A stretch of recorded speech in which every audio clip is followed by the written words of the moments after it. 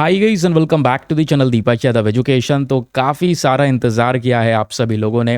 Finally दोस्तों यहाँ पे हम लोग एक रिवीजन सीरीज़ को स्टार्ट कर रहे हैं जहाँ पर सब्जेक्ट वाइज हम लास्ट 4 महीने के करंट अफेयर्स को रिवाइज करने वाले हैं।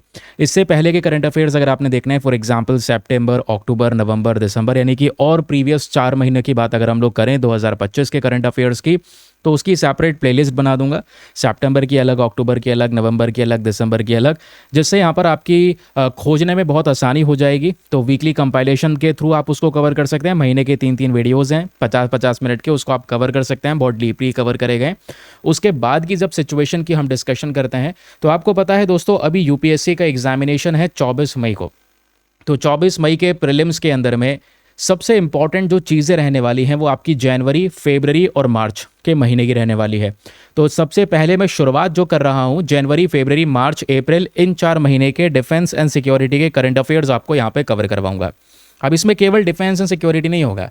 डिफेंस से जितने भी आर्टिकल्स हैं, जितने भी हथियार यहाँ पर पिछले 4 महीनों में गवर्नमेंट ने परचेज किए हैं, डीएसी ने अप्रूव दिया है, एओएन का अप्रूवल मिला है, जितने भी वेपन्स चर्चाओं में है, जितनी भी मिलिट्री एक्सरसाइज न्यूज़ में रही है, ये सब कुछ एक ही जगह पे होगा। ये छोटे छोटे भाग नहीं तोड़ने वाला कि मिलिट्री एक्सरसाइज का अलग, वेपन्स का अलग, इसका अलग, उसका अलग, नहीं। डिफेंस से रिलेटेड हर एक इंपॉर्टेंट न्यूज़ जनवरी टू अप्रैल सब यहाँ पर इस सेशन में मिलने वाली है। तो आई होप आप लोग रेडी हो चुके होंगे इस सेशन को कवर करने के लिए। करना क्या है, हम यहाँ पर रिकॉल करेंगे, क्योंकि हमने पहले सब कुछ पढ़ रखा है और अभी तक आपने यूट्यूब के ऊपर में जितने भी मंथली बेसिस पर रिवीजन देखे होंगे, सब जगह से थोड़ा सा डिफरेंट यहाँ पे होने वाला है। रीज़न क्या है, आपको आर्टिकल्स नजर आएंगे, हेडिंग्स आपके सामने यहाँ पर चलती हुई नजर आएंगी कि हाँ ये इस वजह से चर्चाओं में था। ये कनेक्शन बैठाना बहुत ज़रूरी है, जिस वजह से आप लंबे समय तक यहाँ पर चीज़ों को याद रख पाते हैं। ठीक है। बाकी इस लेक्चर का पीडीएफ एक शानदार सा पीडीएफ बनाकर दिया जाता है आप सभी लोगों को। जैसे ये पीडीएफ वैसे छोटा सा पीडीएफ है ना, मतलब लगभग 30 या 45 हमारे पेजेस का ये पीडीएफ बना हुआ है। लेकिन उसके पीछे का रीज़न, एक तो फॉन्ट इसका बहुत बड़ा है और हर एक आर्टिकल में ये न्यूज़पेपर के फ़ोटोज़ वगैरह लगे पड़े हैं, तो इसलिए यहाँ पर ये पीडीएफ बहुत बड़ा है। अदरवाइज़ इसको जब मैंने कॉम्पैक्ट करके देखा तो ये लगभग 15 पेजेस का पीडीएफ है। ठीक है, लेकिन मुझे आपको समझाना है, अच्छे से प्रेजेंट करना है, आप चीज़ों को समझ पाएँ, एग्जाम में बेटर परफॉर्म कर पाएँ, इसलिए मैं होलिस्टिक चीज़ों को लेकर यहाँ पर चलने वाला हूँ। ठीक है, ये सीरीज शुरू हो रही है। अभी डिफेंस सिक्योरिटी के करंट अफेयर्स अपलोड कर रहे हैं हम लोग, फिर इसके बाद में पॉसिबिलिटी है ज्योग्राफी एनवायरमेंट के करंट अफेयर अपलोड करें, फिर पॉलिटी के, और इस तरीके से लास्ट 4 महीने की डिटेल्स आपकी छोटे छोटे वीडियोज़ के माध्यम से हम लोग कवर करेंगे। इन लेक्चर्स के पीडीएफ आपको कहाँ पर मिलेंगे? पीडीएफ के लिए सीधा आपको टेलीग्राम ग्रुप पर जाना है, वहाँ पर जाके सर्च बॉक्स में लिखना दीपक यादव एजुकेशन यूपीएससी, ये मेरा टेलीग्राम चैनल मिल जाएगा। और लगभग यहाँ पर 80,000 से ज़्यादा लोग जुड़ चुके हैं। आप जुड़कर इन लेक्चर के पीडीएफ डॉक्यूमेंट्स को वहाँ से डाउनलोड कर पाओगे। ठीक है, चलिए अब शुरुआत करते हैं एनालिसिस की। सबसे पहला आर्टिकल हम लोग पहले ले रहे हैं फरवरी की कुछ इंपॉर्टेंट न्यूज़ को, क्योंकि जो सबसे काम की उनको पहले ऊपर रखेंगे। और मैंने डिफेंस का ही पहले क्यों चुना सेक्शन? रीज़न यह है कि अभी देखा आपने, वेस्ट एशिया के कॉन्फ्लिक्ट के दौरान ढेर सारे हथियार चर्चाओं में थे, बहुत सारे वेपन्स, है ना। ईरान की एयर डिफेंस मिसाइल सिस्टम चर्चाओं में है, मिसाइल्स चर्चाओं में है, यूएसए का एयर डिफेंस सिस्टम, इसराइल का एयर डिफेंस सिस्टम। तो क्वेश्चन बन सकते हैं डिफरेंट तरीके से। तो पहला यहाँ पर आर्टिकल है जिसमें हम बात कर रहे हैं, डिफेंस एक्विजिशन काउंसिल ने हाल ही में 114 राफाल्स और 6 P-8I एयरक्राफ्ट को अप्रूवल दिया था। यानी डिफेंस एक्विजिशन काउंसिल ने इसको खरीदने का अप्रूवल दिया था। ठीक है। अच्छा, डिफेंस एक्विजिशन काउंसिल, जब ये वर्ड यूज़ होता है आपको पता है, जो हमारे मिनिस्ट्री ऑफ डिफेंस होते हैं वो इस मंत्रालय को चेयर करते हैं, यानी वही यहाँ पर इसमें सारा काम कर रहे होते हैं। और जब भी अप्रूवल होता है तो ये भी पता होना चाहिए, जब आप हथियार को खरीद रहे होते हैं हम लोग, तो सबसे पहला जो इनिशियल अप्रूवल होता है उसको बोलते हैं AON, एक्सेप्टेंस ऑफ नेसेसिटी। मैंने आपको कई बार पढ़ा रखा है। तो एक्सेप्टेंस ऑफ नेसेसिटी क्या है? इट्स अ इनिशियल अप्रूवल, जो इनिशियली अप्रूवल दिया जाता है कि हाँ अब हमें ये वेपन्स परचेज करने हैं। तो सब कुछ क्लियरेंस हुआ, डिफेंस एक्विजिशन काउंसिल ने क्लियर कर दिया था 3.5 लाख करोड़ रुपए से ज़्यादा का ये वेपन्स परचेज किया जाएगा। इसमें हमारे 114 राफाल्स हैं। ठीक है, राफाल जेट है इंडियन एयरफोर्स के लिए। अब राफाल्स के बारे में आपको पता है, कोई ज़्यादा इसमें खास चीज़ है नहीं। इसमें जो याद रखना है या इस बार जहाँ से प्रश्न बन सकता है वो है आपके P-8I एयरक्राफ्ट। ये P-8I क्या है? ये मैरीटाइम एयरक्राफ्ट है, याद रखिएगा। ये समुद्र की सुरक्षा करने में मदद करेगा। ऐसे ही क्वेश्चन पूछता है, P-8I एयरक्राफ्ट हाल ही में न्यूज़ में था, ये किस पर्पस से बनाया गया है? तो इसके बारे में मेंशन कर दिया है, ये एक प्रकार का मैरीटाइम एयरक्राफ्ट है, इसलिए इंडियन नेवी को यहाँ पर सौंपा जा रहा है, जो बेसिक तौर पे समुद्र की सुरक्षा प्रोवाइड करवाएगा। दुश्मन की पनडुब्बियों को मार के गिरा सकता है, समुद्र पर निगरानी बना सकता है एंड डिटेल से मैरीटाइम स्ट्राइक भी कंडक्ट कर सकता है। अब क्योंकि समुद्र की बात हो रही है तो भाई ये P eight I maritime aircraft Indian ocean region में बहुत महत्वपूर्ण रोल प्ले करेगा। चाइना के सबमरीन प्रेजेंस को काउंटर करने में हमारी बहुत मदद करेगा। ठीक है, फर्स्ट आर्टिकल समाप्त। इतना याद रखना, पीएटाई एयरक्राफ्ट क्या है। मैं बीच बीच में आप लोगों को रिकॉल करने के लिए पूछता रहूँगा, कॉमेंट में जवाब देते रहना। ठीक है, दूसरा यहाँ पे आर्टिकल है कि भाई केंद्र सरकार ने हाल ही में एक पॉलिसी को हमारे सामने प्रेजेंट किया था, देश के सामने प्रेजेंट किया था आतंकवाद से लड़ने के लिए। उस पॉलिसी का नाम पूछ सकता है तो वो है प्रहार इनिशिएटिव। ये देखिए आपके न्यूज़पेपर का आर्टिकल है, centre government unveil policy to tackle terrorism threats. और थ्रेट्स को टैकल करने के लिए जो पॉलिसी स्टार्ट की गई है वो है प्रहार पॉलिसी। याद रखिएगा, इंपॉर्टेंट है कि हाल ही में प्रहार नाम का एक इनिशिएटिव भारत लॉन्च करता है। इसका मेन पर्पस क्या है, तो टेररिज्म को ख़त्म करना इसका मेन पर्पस है। और टेररिज्म में जो आज के नए जनरेशन के हिसाब से साइबर वॉरफेयर चल रहे हैं, ड्रोन वॉरफेयर्स हो रहे हैं या क्रॉस बॉर्डर टेररिज्म है, इसको डील करता है हमारा ये प्रहार इनिशिएटिव। प्रहार के बारे में मैंने एक फ़ोटो आपके लिए शेयर किया था, बहुत पहले भी पढ़ाया था इसके बारे में। इसका फुल फॉर्म देखोगे तो फुल फॉर्म याद रखने की ज़रूरत नहीं है, बहुत मैसिव फुल फॉर्म है। Prevention, response, aggregation of capacities, human rights and rule of law, attenuating radicalisation, aligning international efforts, recovery and resilience. ये बेसिक तौर पे एक टर्म इसको दे दिया गया कि भाई पी से जो प्रिवेंशन है, टेररिस्ट अटैक को रोकने के लिए हम पहले से ही प्रिपेयर होंगे। अगर टेररिस्ट कोई अटैक होता है, कोई धमकी आती है तो हम उसको रिस्पॉन्ड करने के लिए पहले से प्रिपेयर होंगे। तो ये भारत की एंटी टेररिज्म पॉलिसी है विच इज़ प्रहार। तो पीएटाई मैरीटाइम एयरक्राफ्ट पता चल गया कि हाँ भाई वो मैरीटाइम एयरक्राफ्ट है, मैरीटाइम सर्विलांस के लिए। दूसरा, आतंकवाद से ही लड़ने के लिए हम लोगों ने क्या इनिशिएटिव तैयार किया हुआ है, प्रहार। रटते रहना, मैं चीज़ें रिपीट करता रहूँगा तो आप लोगों को लगेगा कि भाई यहाँ पर थोड़ा इरिटेशन हो रहा है, वो चीज़ें रिपीट हो रही हैं। इरिटेशन नहीं होना चाहिए, जितनी बार रिपीटेशन होगा दिमाग में वो चीज़ें बैठती चलेंगी। चलिए, फिर उसके बाद में एक और, जैसे पीएटाई के बारे में आपने पढ़ा मैरीटाइम एयरक्राफ्ट, वैसे ही आपका ये जो E175 है ये न्यूज़ में था। And this article is from Indian express. E175 regional jets चर्चाओं में थे। कारण क्या था, अडानी ग्रुप और ब्राज़ील का Embraer group, Adani group and Brazil का एम्ब्रायर ग्रुप दोनों ने मिलकर अप्रूवल किया था कि हम साथ में मिलकर भारत के अंदर में एक फाइनल असेंबली यूनिट बनाएंगे जहां पर E175 रीजनल जेट्स को बनाया जाएगा। तो सर E175 यहाँ पर क्या है आपके, बस इतना याद रखिएगा, रीजनल जेट्स हैं। 175 है लगा हुआ है, थोड़ा सा ऐसे याद रखिएगा। E175 रीजनल जेट है, एम्ब्रायर ब्राज़ील की कंपनी है एम्ब्रायर, जिसके साथ में हम डील कर रहे हैं। और ये किस प्रकार का जेट है, क्या ये हमारी नेवी के लिए इस्तेमाल होगा या हमारी एयरफोर्स के लिए यूज़ होगा? नहीं भाई, ये E175 regional jet passenger jet है। अब ये है इंटरेस्टिंग चीज़, पूछ लेगा E175 रीजनल जेट्स किसके लिए है, तो अंदाज़ा जैसे मतलब अगर नहीं पढ़ा होगा तो अंदाज़ा नहीं लग पाएगा। तो ये एक पैसेंजर जेट है, याद रखिएगा 88 पैसेंजर्स की इसमें कैपेसिटी है। ये हमारे एरिया में जो रीजन होते हैं, लोकल रीजन्स, उसकी एयर कनेक्टिविटी में इंप्रूवमेंट लेकर आएगा। जॉब क्रिएशन होंगी, मेक इन इंडिया, ये सब वगैरह वगैरह आपको देखने को मिलेगा। बट इतना याद रखना भाई, E175 जिसको लेकर बात हो रही है is a regional jet with 88 passenger capacity. ठीक है, तो हम लोगों ने क्या क्या पढ़ा, पीएटाई मैरीटाइम एयरक्राफ्ट पढ़ा, उसके अलावा E175 पढ़ा। तीसरा आपका जो यहाँ पर जेट चर्चाओं में था वो था KC-390। ये आपके सामने आर्टिकल है क्लियरली, तो सारे न्यूज़ मैंने इसलिए लगा रखे हैं ताकि सेटिस्फैक्शन मिले। इंडियन एक्सप्रेस का आर्टिकल है 23 फरवरी 2026 में, यहाँ पर इसके बारे में सारा डिस्कशन हुआ है। ओके, अब दोस्तों यहाँ पर बात क्या हो रही है, KC-390 ये एयरक्राफ्ट है खतरनाक, KC-390। और ये भी याद रखिएगा ब्राज़ील की एम्ब्रायर कंपनी का एयरक्राफ्ट है। अब एम्ब्रायर यहाँ पर ये देख रहा था कि भाई जब E75 बनाएंगे तो लगे हाथ भारत के अंदर में हम KC-390 एयरक्राफ्ट का प्रोडक्शन कर सकते हैं क्या। अब प्रश्न यह है कि KC-390 क्या है, तो ये एक प्रकार का ट्रांसपोर्ट एयरक्राफ्ट है।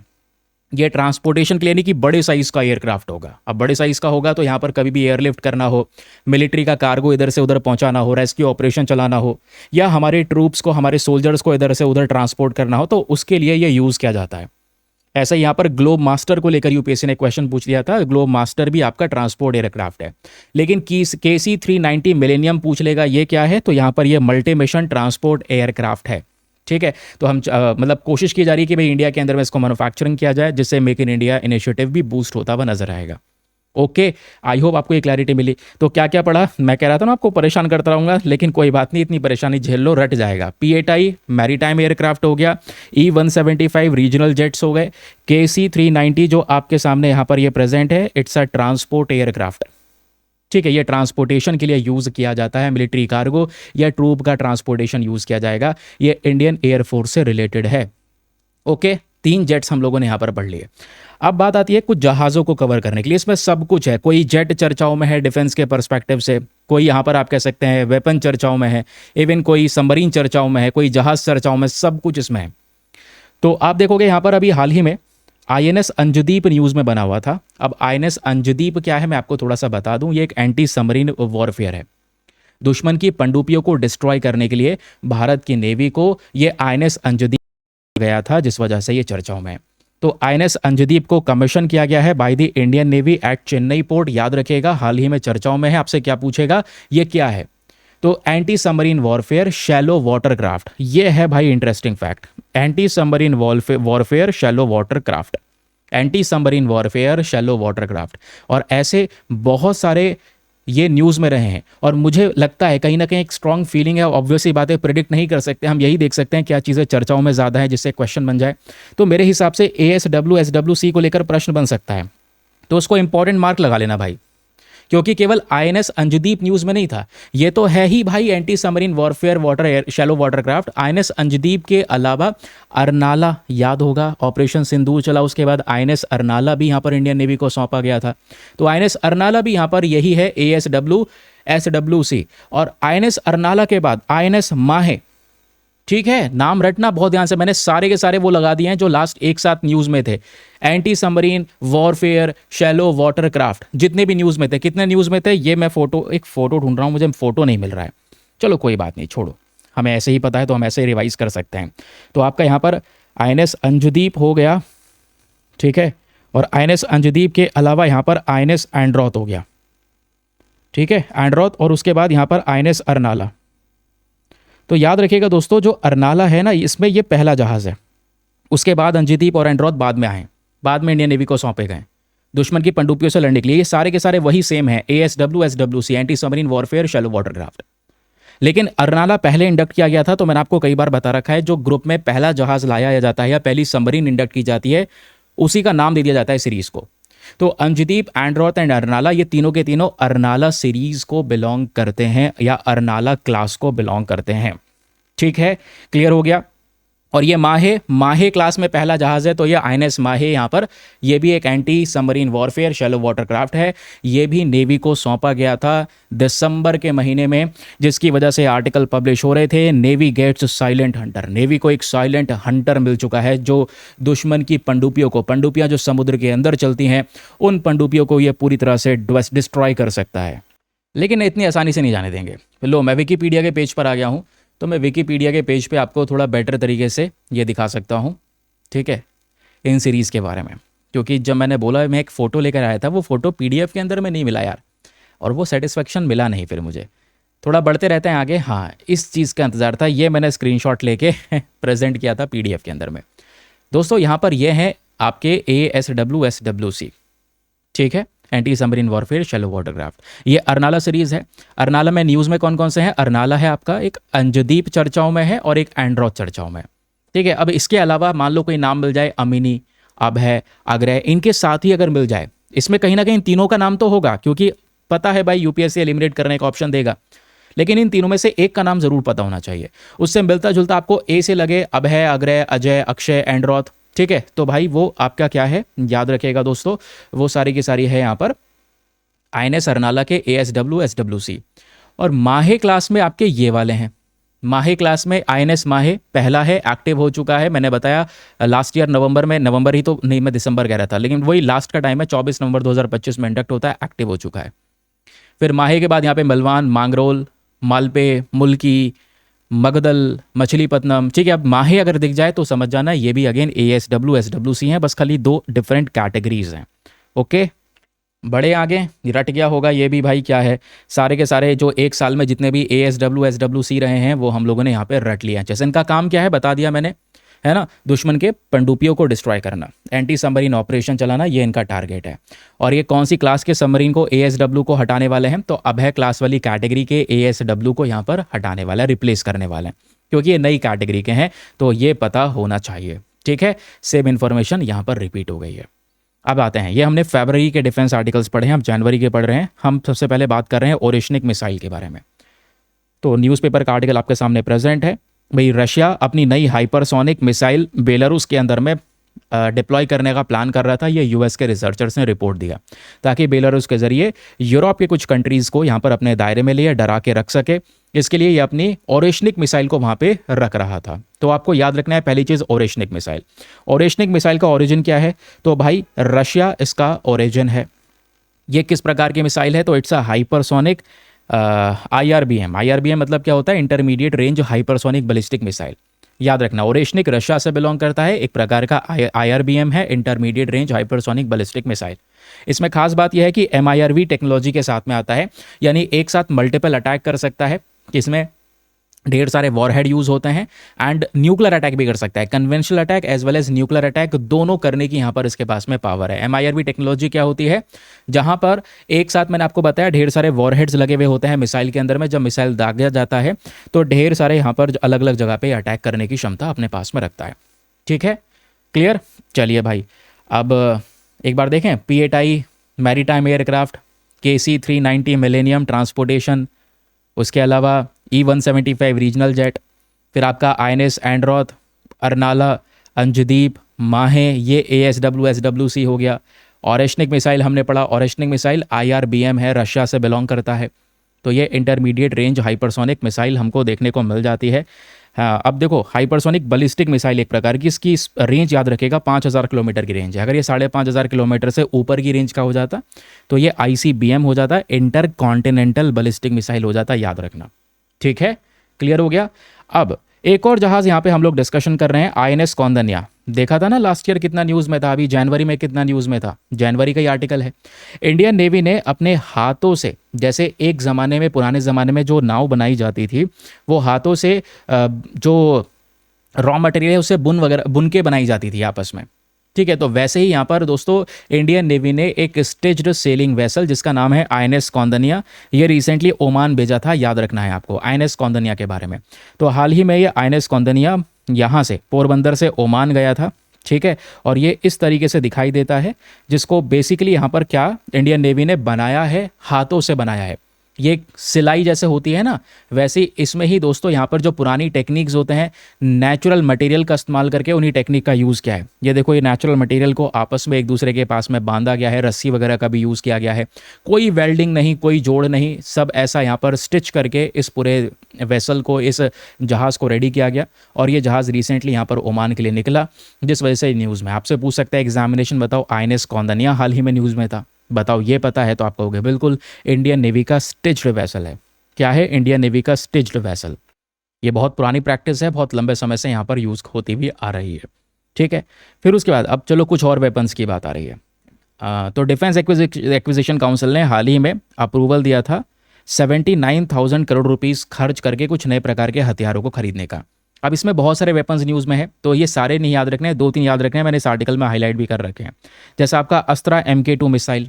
ठीक है, अस्त्रा MK2 मिसाइल की जब हम बात करेंगे तो ये कौन सा मिसाइल है? ये BVR air to air missile है। ठीक है, BVR मतलब बियॉन्ड विजुअल रेंज।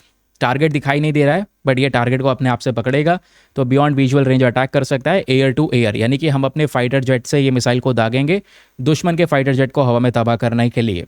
तो ये अस्त्रा MK2 मिसाइल हो गया, तो इसको परचेज करने की बात की गई। ओरेशनिक मिसाइल अभी हम लोग ऊपर डिस्कस किया। फिर अस्त्रा MK2 के अलावा स्पाइस 1000 मिसाइल की भी बात हो रही थी कि भाई यहाँ पर ये जो मिसाइल है ये भी इंडियन एयरफोर्स को सौंपा जाएगा। फिर पिनाका की बात हो रही थी। पिनाका आपको पता है मल्टी बैरल मिसाइल है, जिसमें टाटा ट्रक के ऊपर में, एक ट्रक के ऊपर में हम इस पूरे सिस्टम को माउंट करते हैं और एक साथ ढेर सारे मिसाइल यहाँ पे उसमें से दागे जा सकते हैं।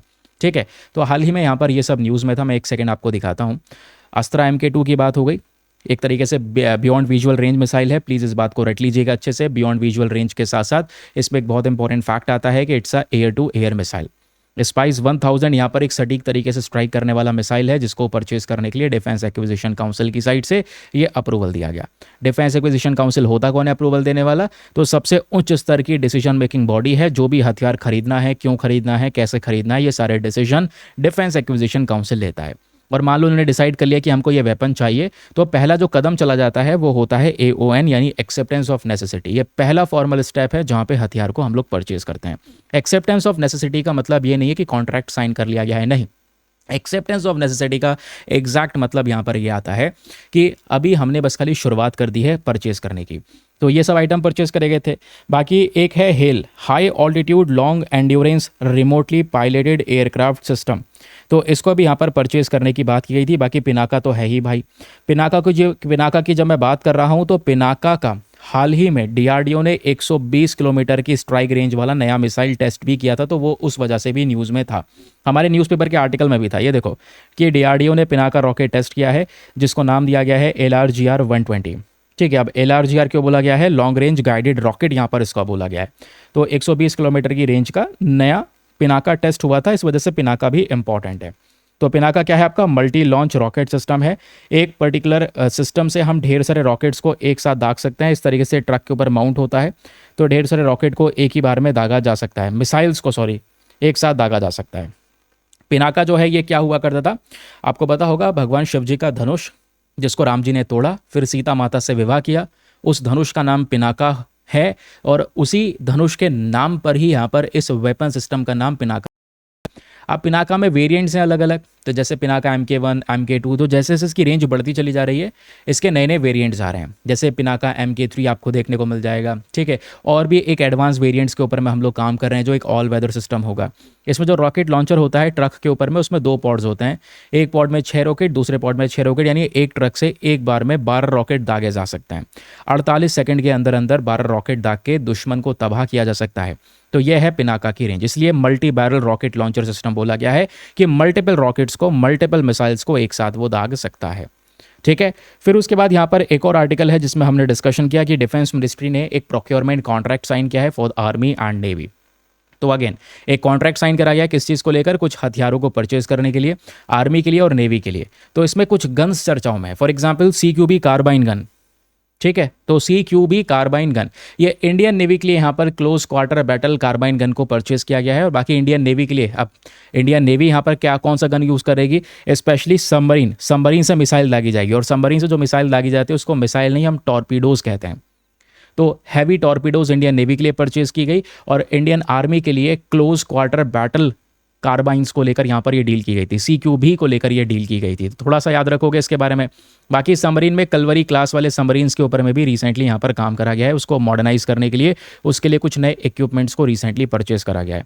ठीक है, तो उसके नए इक्विपमेंट्स को परचेज करने के लिए लेकर भी यहाँ पर ये बात हो रही है, क्योंकि इस कलवरी क्लास सबमरीन में ही ये टॉर्पीडो लगाने की बात की गई थी। ये टॉर्पीडो हम अपनी सबमरीन के लिए परचेज कर रहे हैं। इसमें आपको जो याद रखना है वो CQB कार्बाइन गन के बारे में थोड़ा सा याद रखना है।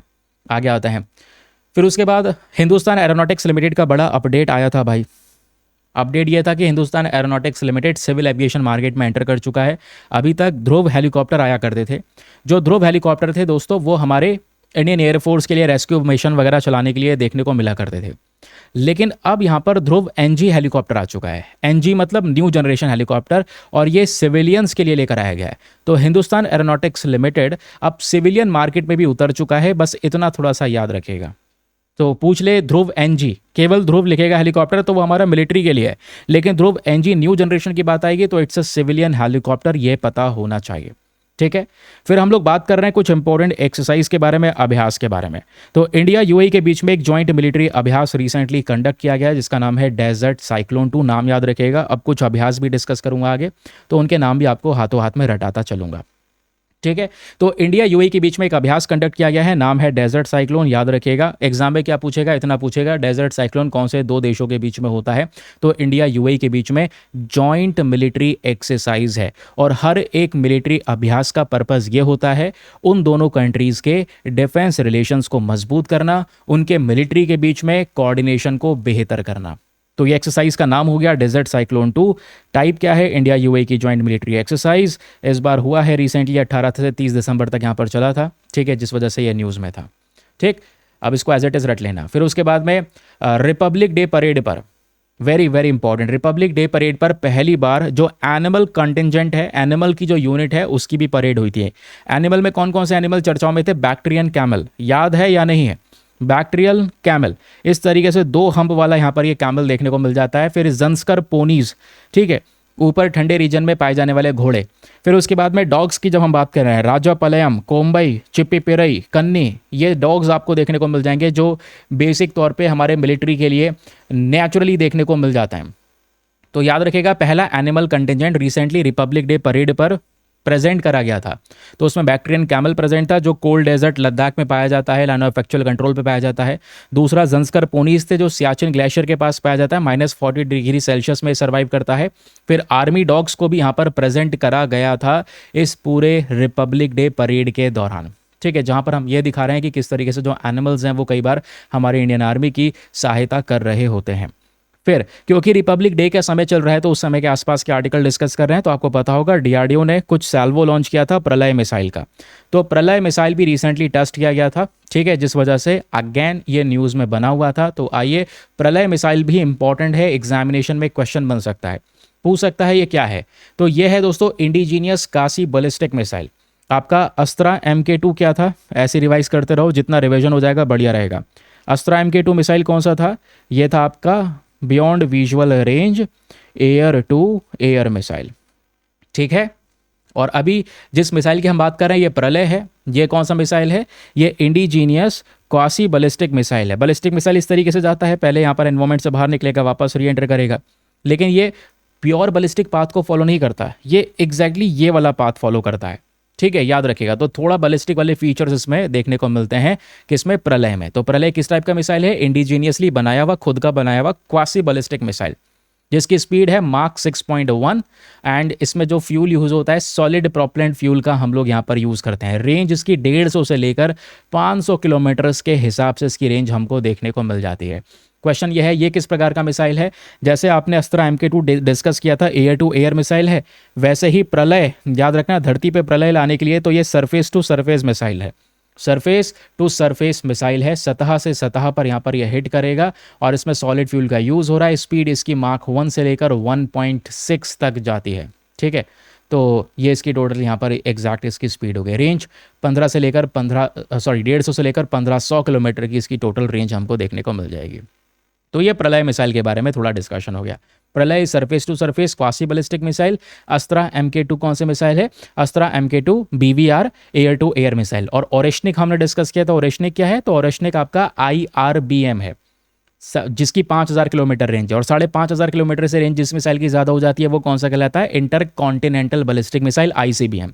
और जिसकी 5000 किलोमीटर रेंज है उसको ओरेशनिक मिसाइल को IRBM दिया गया था नाम, इंटरमीडिएट, जो इंटरमीडिएट रेंज वाला बैलिस्टिक मिसाइल है, एग्जैक्टली उसको ये नाम दिया गया, ठीक है, क्लियर हो गया।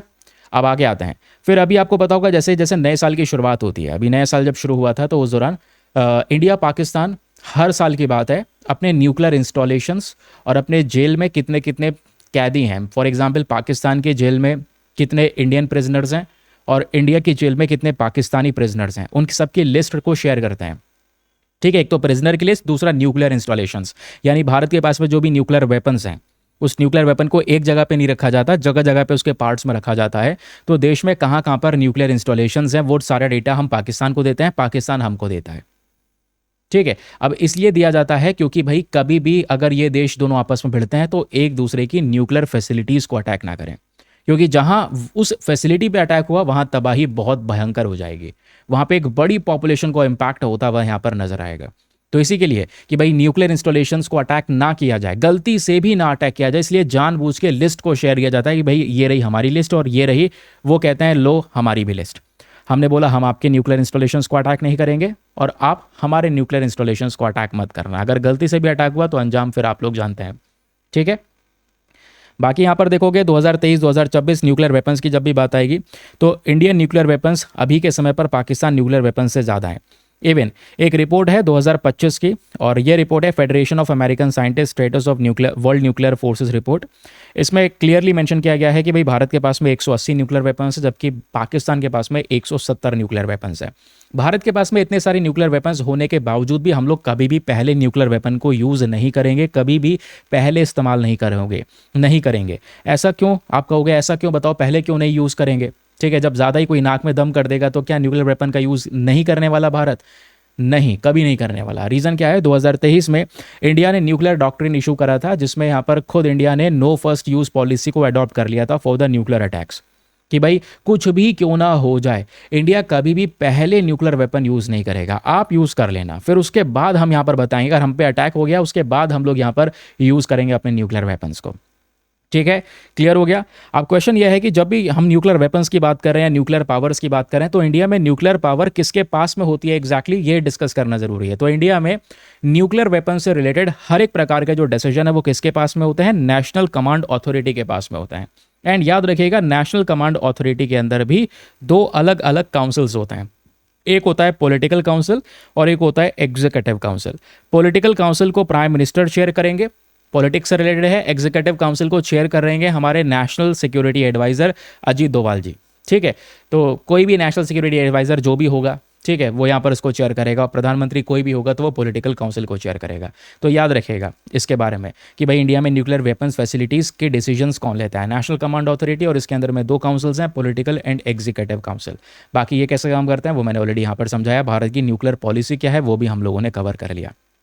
चलिए, फिर दोस्तों यहाँ पर एक जहाज़ चर्चाओं में था। राजनाथ सिंह जी ने रिसेंटली एक नया कोस्ट गार्ड शिप भी यहाँ पे अनाउंस किया था। मतलब ये सारी डेवलपमेंट्स हुई, ये सारे वेपन्स वगैरह न्यूज़ में है। तो कोस्ट गार्ड शिप की जब हम बात करते हैं तो दोस्तों यह है समुद्र प्रताप। ये भी क्वेश्चन बन सकता है, हाल ही में समुद्र प्रताप नाम का एक कोई चीज़ चर्चाओं में थी, ये क्या है? तो ये इंडियन कोस्ट गार्ड शिप है, भारत के तट रक्षक के लिए जहाज़ को बनाया गया है।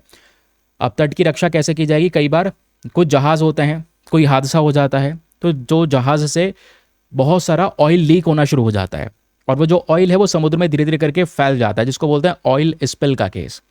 तो ऑयल स्पिल को डिटेक्ट करना और उसको रिजॉल्व करना, ये सारा काम होने वाला है समुद्र प्रताप का, ये याद रखना। तो समुद्र प्रताप बेसिकली केवल इंडियन कोस्ट गार्ड की प्रोटेक्शन के लिए नहीं है। इंडियन कोस्ट गार्ड तो इस जहाज़ का यूज़ करेगी, लेकिन अल्टीमेट पर्पस समुद्र प्रताप का जो पता है क्या है, वो है पोल्यूशन कंट्रोल वेसल। वो भी समुद्र के किनारे तट पर जो प्रदूषण है उसको कंट्रोल करने का काम करेगा। प्रदूषण किस प्रकार का, कोई ऑयल स्पिल का केस है, तेल रिसाव जिसको कहा जाता है, तेल कई बार फैल जाता है समुद्र में, वैसे केसेस को यहाँ पर वो रिजॉल्व करेगा, हमारे समुद्र की सुरक्षा करेगा। अच्छा, समुद्र प्रताप के साथ साथ इसी कैटेगरी में एक और जहाज़ है चर्चाओं में, जिसको ऑलरेडी लॉन्च कर दिया गया है, वो है समुद्र प्रशित। समुद्र प्रशित, तो प्रताप और प्रशित अगर दोनों ही न्यूज़ में बन जाएं तो पता होना चाहिए कि ये कौन से जहाज़ हैं। ये हमारी इंडियन कोस्ट गार्ड के लिए है, लेकिन पोल्यूशन कंट्रोल वेसल है। तो यहाँ पर लिख दिया गया है समुद्र प्रताप एंड समुद्र प्रशित, रट लेना है इस चीज़ को। ठीक है, बाकी ज़रा मुझे बताओ अभी तक हम लोगों ने कितने anti submarine warfare shallow water craft discuss किए हैं, कितने डिस्कस किए हैं? रिकॉल करो, यहीं पर वीडियो पॉज करो और जो भी मैंने आपको बताएं उन सबके, उन चारों के चारों को नाम नीचे कमेंट सेक्शन में लिख दो, यहीं पर, ना पीछे जाना है ना ही यहाँ पर कुछ पीछे से देखना है। ठीक, फिर उसके बाद यहाँ पर नाटग्रिड नाम का एक इनिशिएटिव चर्चाओं में था। ठीक है, नाटग्रिड को लेकर बेसिकली एक एडिटोरियल पब्लिश हुआ था। अब इसमें कुछ ऐसे खास रेलिवेंट इन्फॉर्मेशन नहीं थी, बट फिर भी आपको नाटग्रिड के बारे में पता होना चाहिए एग्जैक्टली नाटग्रिड है क्या। नेटग्रिड दोस्तों एक इंटेलिजेंस, एक इंटीग्रेटेड इंटेलिजेंस डेटाबेस है आतंकवाद से लड़ने के लिए। आतंकवाद से लड़ने के लिए अभी तक हमने क्या डिस्कस किया, प्रहार। प्रहार भी एक इनिशिएटिव है जो एंटी टेररिज्म पॉलिसी इंडिया ने इंट्रोड्यूस की थी। अब ये नाटग्रिड जो है ये भी बेसिक तौर पे हर एक प्रकार के डेटा को एक जगह पे लाने की बात करता है। 2008 में भारत पे जो हमला हुआ, मुंबई हमला हुआ ताज होटल पर, उसके बाद ही यहाँ पर नाटग्रिड नाम की जो बॉडी है इसको क्रिएट करा गया था। अच्छा, नाटग्रिड कैसे काम करता है, तो ये देश के अंदर में जैसे टैक्स के रिकॉर्ड्स हो गए, बैंक ट्रांजैक्शंस हो गए, इमिग्रेशन डेटा हो गया, वहाँ से डेटा को इकट्ठा करके एक ही प्लेटफॉर्म पर ले जाता है, और उन डेटा का यहाँ पर फिर यूज़ कर सकती है हमारी security agencies. For example intelligence bureau, IB हो गया, रॉ हो गया, एनआईए हो गया, वो यहाँ पर इन डेटा का यूज़ कर सकते हैं एनालिसिस करने के लिए, किसी की इन्फॉर्मेशन को निकालने के लिए। तो काउंटर टेररिज्म ऑपरेशंस के लिए ये नाटग्रिड यूज़ होता है। तो इस नाटग्रिड के बारे में ये बेसिक बात तो आपने पता होनी ही चाहिए हर हाल में।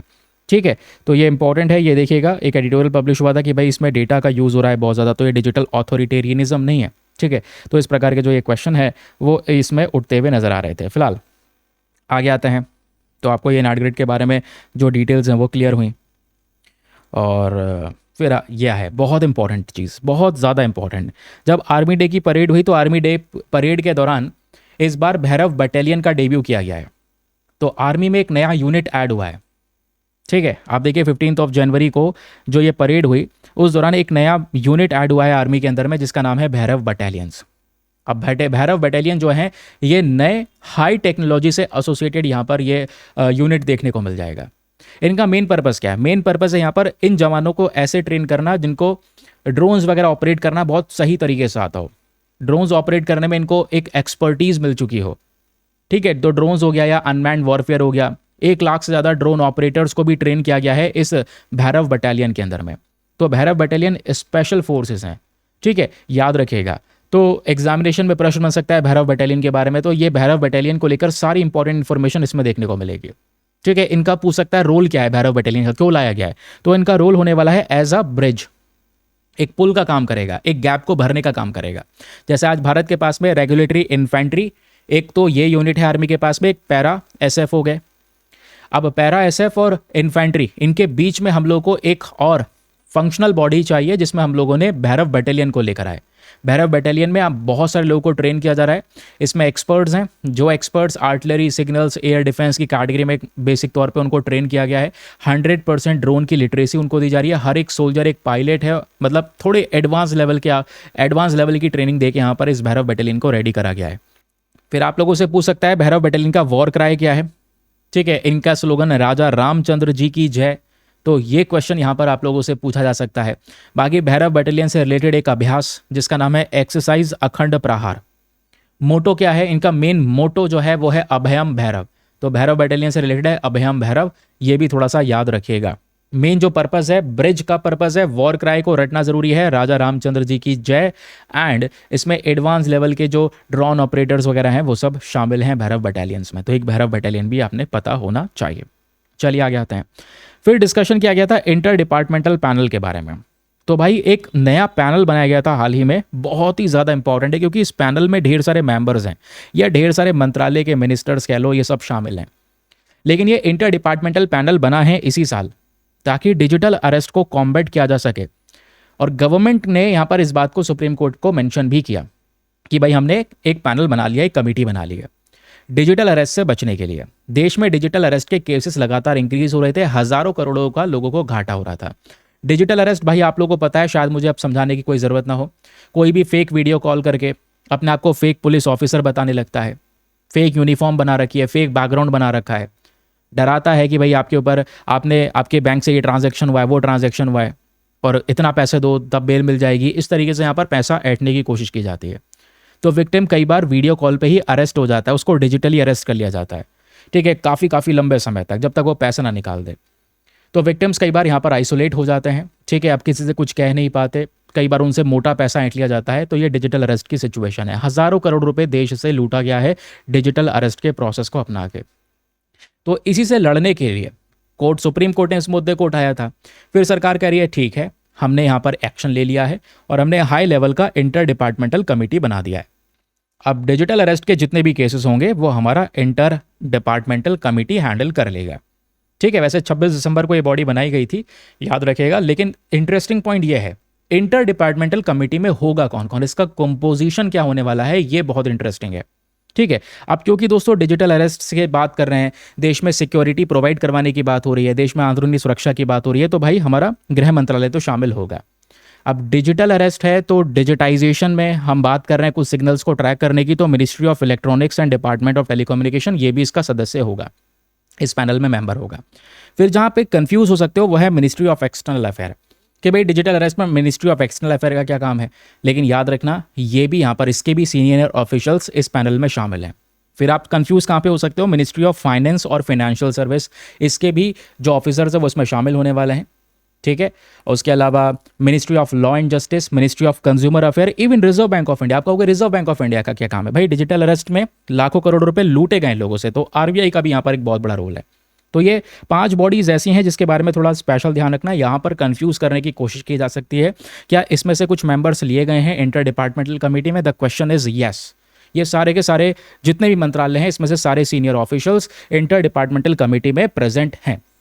इसके अलावा सीबीआई तो भाई शामिल हो गई होगा, डिजिटल अरेस्ट की बात है, national investigation agency, Indian cyber coordination centre, state police, ये सब शामिल हैं। अटॉर्नी जनरल ऑफ इंडिया वो इस प्रोसेस को गाइड करेगा।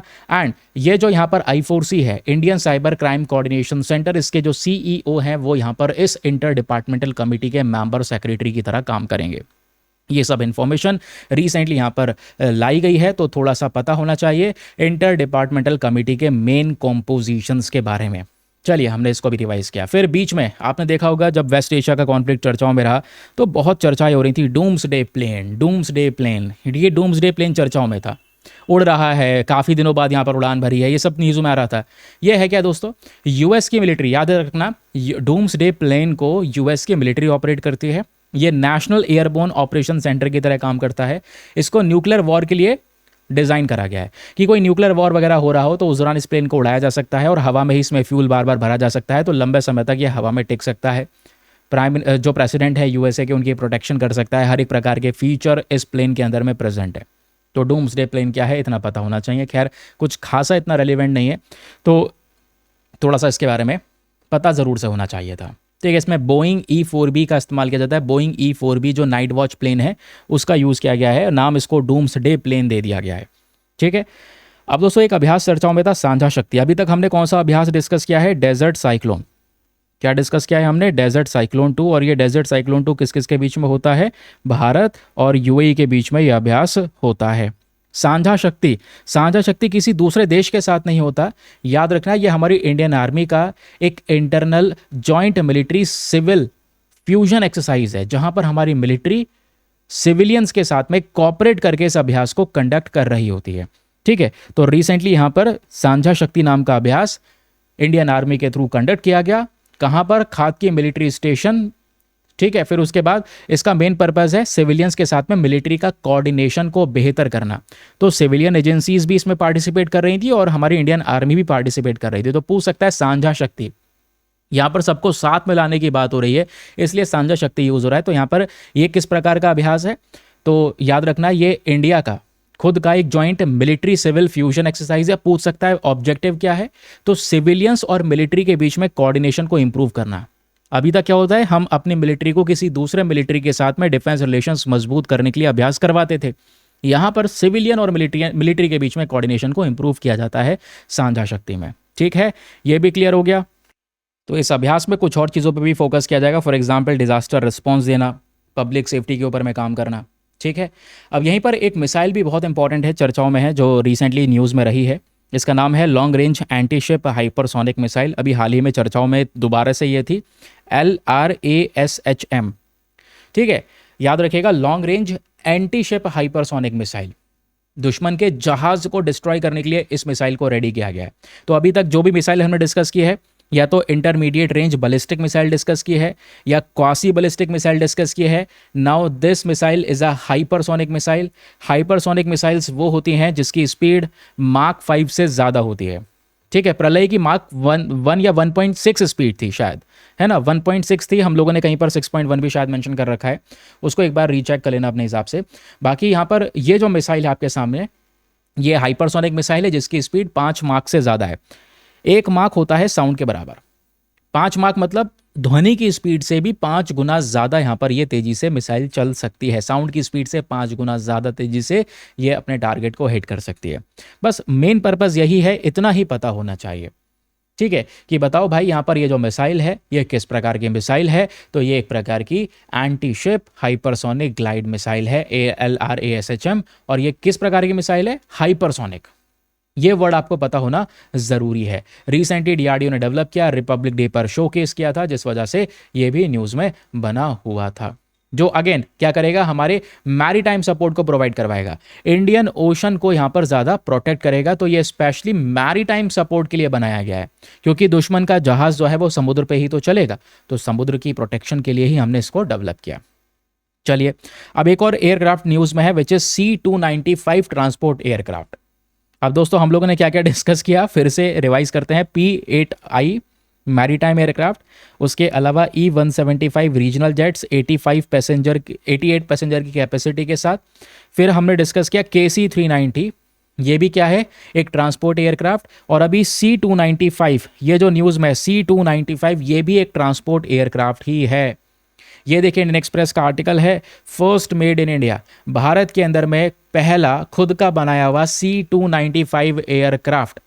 याद रखिएगा, सितंबर से पहले देश में प्रेजेंट होगा, इसी सितंबर 2026 से पहले। तो नेक्स्ट ईयर के लिए भी ये टॉपिक आपके लिए इंपॉर्टेंट रहने वाला है। पूछा जाएगा किस प्रकार का एयरक्राफ्ट है, तो ट्रांसपोर्टेशन के लिए अगेन कोई ट्रूप्स को कैरी करना हो, कार्गो को कैरी करना हो, उसके लिए C-295 यूज़ किया जाएगा। 11 घंटों तक यहाँ पर ये लगातार उड़ान भर सकता है।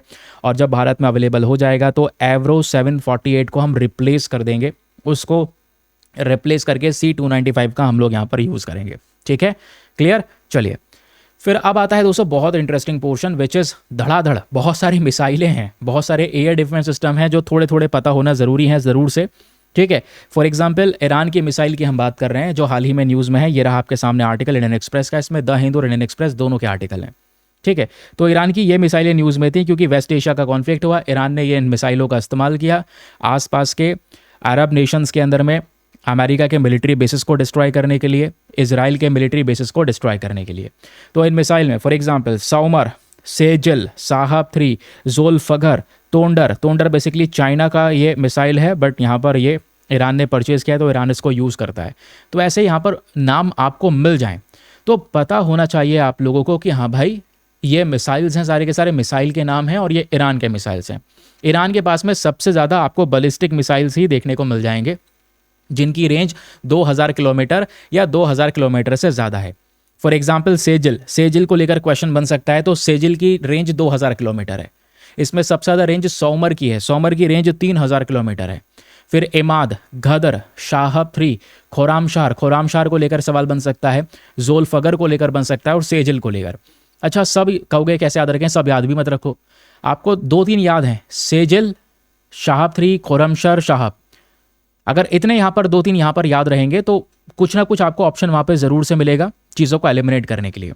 तो सेजिल, सौमर, एमद, गदर सब याद न रखे। सेजिल याद रखो, सौमर 3000 किलोमीटर की रेंज, खोरामशर 2000 किलोमीटर की रेंज, ज़ोल्फगर 700 किलोमीटर की रेंज। इसमें टोंडर भी है बट वो चाइना वाली मिसाइल का यूज़ करता है यहाँ पर ईरान। ठीक है, तो ईरान ने आसपास की रेंज को पकड़ रखा है। ईरान के पास में हाइपरसोनिक मिसाइल के टेस्ट के भी कुछ क्लेम है जिसकी स्पीड 5 मार्क से ज़्यादा होती है, वो हाइपरसोनिक मिसाइल होती है। ठीक है, वो हम लोगों ने ऑलरेडी डिस्कस कर रखा है। तो ये नाम मोटे मोटे नाम थोड़े से रटे होने चाहिए आपके दिमाग में। ठीक है, सेजिल, सोमर, गदर, ज़ोल्फगर, चलो रट गए। अब आगे की बात करो, मिसाइल इंटरसेप्टर्स। क्योंकि ईरान मिसाइल दाग रहा था इधर से अलग अलग अरब नेशंस के ऊपर में, जगह जगह पे अमेरिका के मिलिट्री बेसिस को डिस्ट्रॉय करने के लिए। तो सऊदी अरेबिया की बात कर लो, यूएई की बात कर लो, यहाँ सभी जगह पे इन्होंने एयर डिफेंस सिस्टम लगा रखा है। एयर डिफेंस सिस्टम मतलब दुश्मन की मिसाइल को हवा में मार के गिरा देना। तो इन सब देशों में है, किसी ने यूएसए से परचेज़ किया है, किसी ने साउथ कोरिया से परचेज़ किया है, तो अलग अलग देशों से यहाँ पर ये इंटरसेप्टर्स परचेज़ करे गए हैं, याद रखिएगा। तो इसमें हमें अब क्या करना है, अभी तक हम मिसाइल पढ़ रहे थे, अब मिसाइल को हवा में मार के गिराने के लिए हमारे पास में एयर डिफेंस सिस्टम है दुनिया भर की कंट्रीज़ के पास में। उसमें से कुछ नाम तो बहुत पॉपुलर हैं जो आपने रटे भी होंगे बहुत पहले से, शुरू से ही, जिसमें सबसे पहला आता है आपका आयरन डोम। तो आयरन डोम क्या करता है, ये इजराइल का एयर डिफेंस सिस्टम है। शॉर्ट रेंज रॉकेट्स को, जो शॉर्ट रेंज वाले रॉकेट्स हैं उनको यहाँ पर 80-97% तक सक्सेस रेट के माध्यम से हवा में मार के गिरा देता है। फिर आता है पैट्रियट, यूपीएससी ने क्वेश्चन पूछा हुआ है, पैट्रियट अमेरिका का बैलिस्टिक फास्ट मिसाइल इंटरसेप्टर है। तो याद रखना नाम, आयरन डोम हो गया, ये भी यहाँ पर दुश्मन की मिसाइल को हवाई मार के गिरा देगा जैसे S-400 गिराता है। S-400 भी न्यूज़ में भाई ऑपरेशन सिंदूर की वजह से। फिर पैट्रियट हो गया, फिर आपका हो गया थार्ड मिसाइल, याद रखिएगा। थार्ड के बाद यहाँ पर आ गया एरो 3। एरो 3 भी यहाँ पर यूएसए और इजराइल का दोनों का इंटीग्रेशन है, यूएसए और इजराइल ने मिलकर एरो 3 को यहाँ पर डेवलप किया है। फिर आयरन बीम हो गया, आयरन बीम अगेन इजराइल का एक एयर डिफेंस सिस्टम है। फिर ये पूछा जा सकता है चियोंगोंग 2, कहोगे नाम से लग रहा है चाइना का है, बट चियोंगोंग 2 चाइना का नहीं है, ये साउथ कोरिया का एयर डिफेंस सिस्टम है, पता होना चाहिए। इंटरसेप्टर्स है ऊपर, उधर जो हमने डिस्कस किए थे सेजिल, सोमार, ज़ोल्फगर, गदर, है ना, वो सारे के सारे मिसाइल थे ईरान के। यहाँ पे जो हम डिस्कस कर रहे हैं मिसाइल्स को भेजने के लिए अलग अलग कंट्रीज़ जो इंटरसेप्टर यूज़ कर रही हैं उनका नाम, Iron Dome, Patriot, THAAD, Arrow 3, Iron Beam. ठीक है, ये सब नाम हो गए। अब आपके दिमाग में एक और क्वेश्चन आ रहा होगा, क्या ईरान के पास केवल मिसाइल है, मिसाइल्स को रोकने के लिए इंटरसेप्टर नहीं है?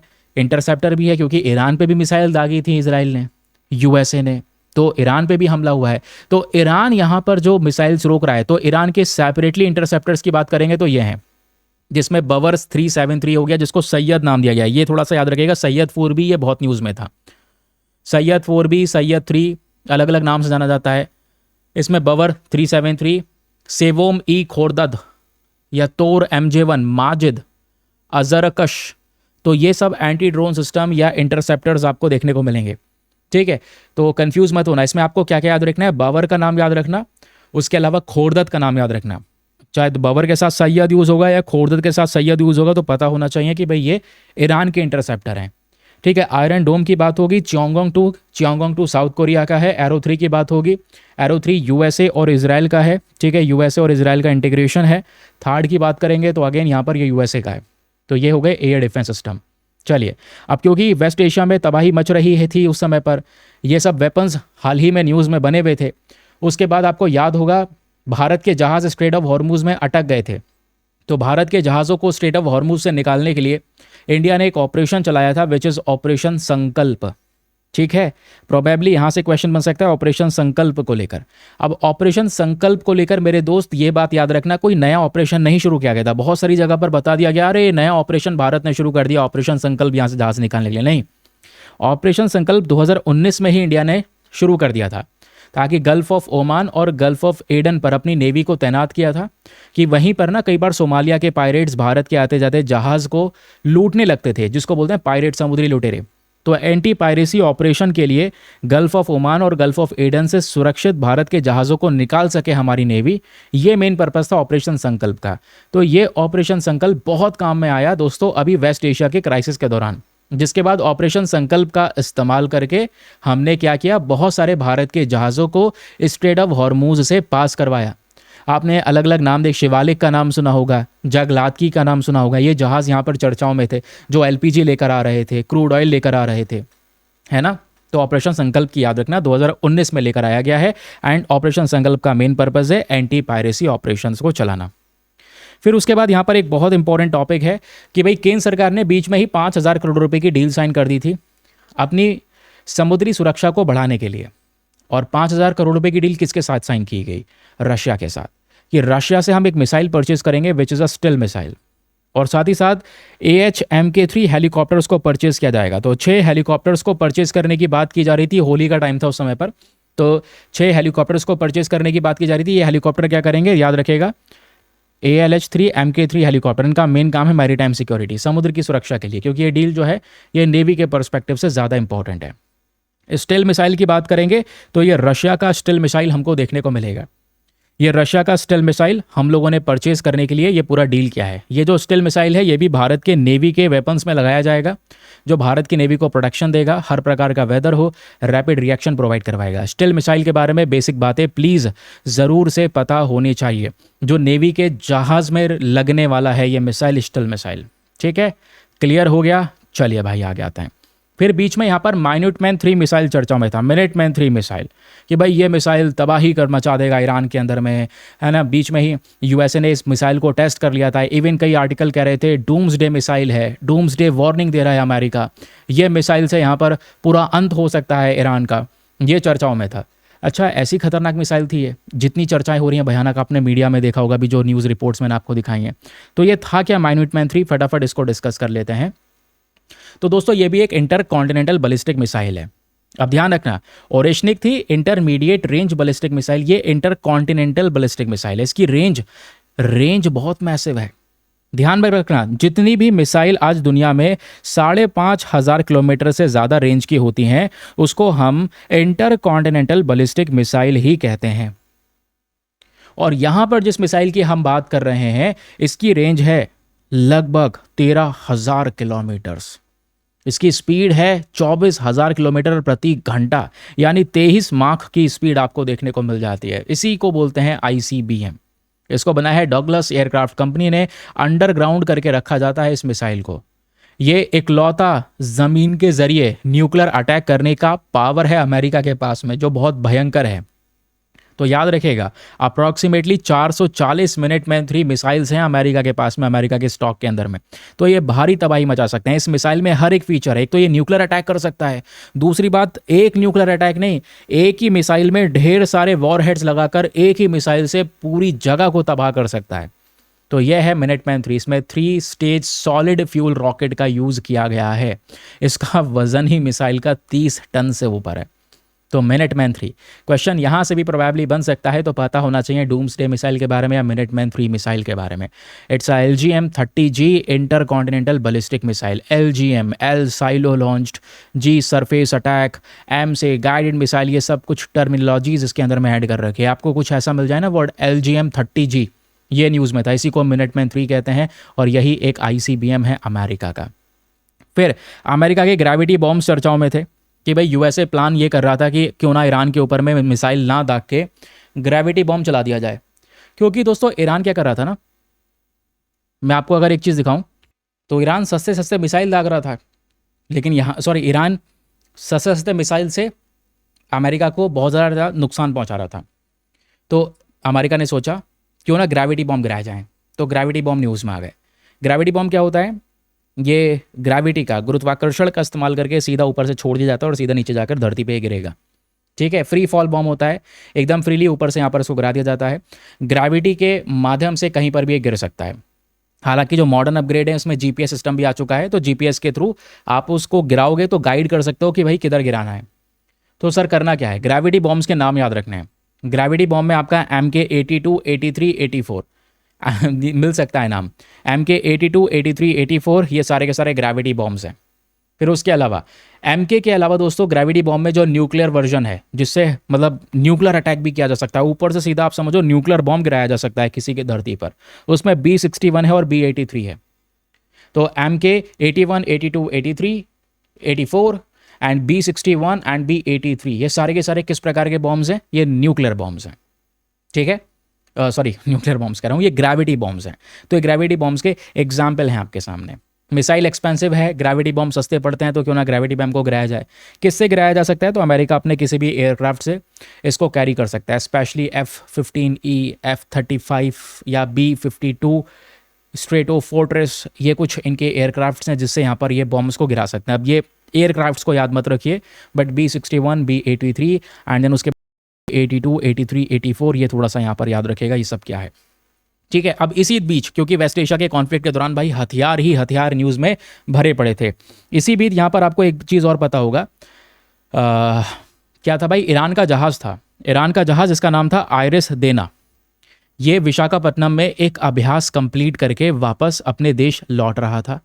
बीच में ही श्रीलंका के पास आयरिस देना पे टॉर्पीडो अटैक कर दिया गया। टॉर्पीडो यानी सबमरीन से मिसाइल लॉन्च की गई, जिससे यहाँ पर इस जहाज़ का जो निचला हिस्सा है, इसका तला है, वो एकदम से डिस्ट्रॉय हो गया और ये जहाज़ डूब गया। 80 लोगों की जान गई थी इसमें, बड़ी न्यूज़ बनी थी ये उस समय पर। ठीक है, तो ये अमेरिका के लिए एक प्राइज शिप की तरह था कि भाई ये अमेरिका का दुश्मन है ईरान, ईरान का जहाज़ मिला, ईरान उसको जहाज़ को उड़ा दिया। इसमें कौन सा टॉर्पीडो यूज़ किया गया था, याद रखिएगा मार्क 48 टॉर्पीडो। ठीक है, तो देखो ये लिखा हुआ भी है मार्क 48 टॉर्पीडो, 1700 किलोग्राम का ये मिसाइल टाइप टॉर्पीडो है। पता है लगभग जैसे 500 पाउंड्स TNT होता है ना, TNT का धमाका होता है, 500 पाउंड TNT का धमाका, वैसा धमाका ये अकेला टॉर्पीडो करता है। तो यूएसए ने यहाँ पर ये टॉर्पीडो के माध्यम से ईरान के इस पूरे बड़े से जहाज़ को डिस्ट्रॉय कर दिया था रिसेंटली। तो आयरिस देना के बारे में याद रखना है, श्रीलंका के पास में से गुजर रहा था। मिलन अभ्यास को अटेम्प्ट करने के बाद में, मिलन एक नेवल एक्सरसाइज विशाखापट्टनम में हो रही थी, उसको अटेम्प्ट किया, फिर ये वापस जा रहा था ईरान। बीच में ही यहाँ पर मार्क 48 टॉर्पीडो से अटैक हुआ, यूएस की सबमरीन ने यहाँ पर इस जहाज़ को डिस्ट्रॉय कर दिया। और ये मार्क 48 टॉर्पीडो की जब बात आएगी तो सोनार गाइडेंस का यूज़ करता है, जहाज़ के बिल्कुल निचले तले को ये अटैक करता है। तो ये भी एक नई चीज़ आ गई है, मार्क 48 टॉर्पीडो, थोड़ा ध्यान रखना ज़रूरी है। ठीक है, क्लियर हो गया। इसमें प्राइज शिप क्या होता है, जैसे यहाँ पर बोला जा रहा है ये प्राइज शिप था, आयरिस देना प्राइज शिप था। प्राइज शिप का मतलब होता है कि जो एनिमी वॉरशिप है during a valuable military target during the war, कि भाई यहाँ पर बीच में ही ईरान का जहाज़ जा रहा था, अमेरिका को एक टारगेट मिल गया, उसको यहाँ पर उसने अटैक कर दिया कि भाई ये तो अवार्ड है हमारे लिए, जहाज़ जा रहा है सामने अटैक कर दो। तो उस तरीके की शिप को यहाँ पे प्राइज शिप कई बार बोला जाता है।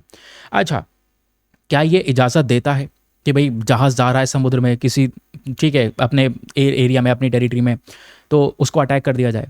तो भाई यूनाइटेड नेशन के कुछ नियम हैं, उन नियमों में कुछ लूप होल वगैरह खोज लिए जाते हैं। For example UN charter article 2 clause 4 ये कहता है भाई यहाँ पर अपने फोर्सेस का यूज़ मत करना। आर्टिकल 51 सेल्फ डिफेंस को अलाउ करता है। तो अमेरिका यही कहता है भाई हम अटैक कर रहे हैं ईरान को, क्योंकि कल ईरान न्यूक्लियर वेपन अगर बना लेगा तो हमारे लिए खतरा होगा, तो हम लोग सेल्फ डिफेंड कर रहे हैं, अपने आप को बचाव करने के लिए यहाँ पर हम लोग क्या कर रहे हैं, ईरान को डिस्ट्रॉय कर रहे हैं। समझ रहे हैं? तो ये कुछ चीज़ें आती हैं, लूपहोल खोज के काम बना दिया जाता है। फिर एक मिसाइल न्यूज़ में था which is precision strike missile. ये क्या है? ये surface to surface weapon system है। याद रखिएगा यूएस की आर्मी के थ्रू यहाँ पर ये तैनात किया गया था, लॉकहीड मार्टिन के थ्रू। ये रिसेंटली चर्चाओं में था। प्रिसीजन स्ट्राइक मिसाइल खैर इतना इंपॉर्टेंट नहीं है, बट छोटी मोटी इन्फॉर्मेशन पता होनी चाहिए। Surface to surface guided missile है जो सतह से दूसरे सतह को अटैक कर सकता है। ये भी हाइपरसोनिक क्लास से बिलोंग करने वाला बैलिस्टिक मिसाइल है। ठीक है। फिर उसके बाद याद होगा स्ट्रेट ऑफ हॉर्मुज से जहाज़ अटक रहे थे, जहाज़ नहीं आ पा रहे थे, तो एलपीजी का शॉर्टेज हो गया था बीच में। एलपीजी एलएनजी काफ़ी बवाल मच रहा था उस समय पर, तो एलपीजी और एलएनजी न्यूज़ में था। तो फटाफट यहाँ पर एलपीजी और एलएनजी के कॉम्पोजिशन को प्लीज़ पढ़कर जाइएगा, इंपॉर्टेंट है। एग्जामिनेशन में यहाँ से कुछ ना कुछ मिलने वाला है ज़रूर से। तो एलपीजी में क्या होता है? एलपीजी में याद रखिएगा दोस्तों, प्रोपेन और ब्यूटेन शामिल होता है। तो प्रोपेन और ब्यूटेन का मिक्सचर होता है, जबकि एलएनजी के अंदर में प्राइमरीली मीथेन होता है। हालांकि थोड़ा सा इथेन और प्रोपेन मिल जाता है कुछ ट्रेसेस के फॉर्म में, बट प्राइमरी जो मेन कंपोनेंट होता है वो मीथेन होता है।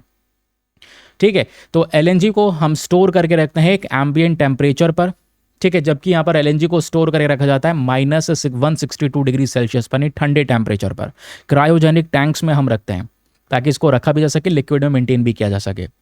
बाकी एलपीजी की जो डेंसिटी है या एनर्जी कंटेंट है, इसको थोड़ा सा याद रखिएगा, ये इंपॉर्टेंट हो सकता है। एलपीजी थोड़ा सा डेंसर होता है, इसकी एनर्जी पर लीटर जो होती है वो थोड़ी सी हायर होती है, जबकि जो एलएनजी होता है इसका हायर एनर्जी पर किलोग्राम के हिसाब से इसको मापा जाता है, थोड़ा सा लाइटर होता है। तो LPG is denser, LNG is lighter.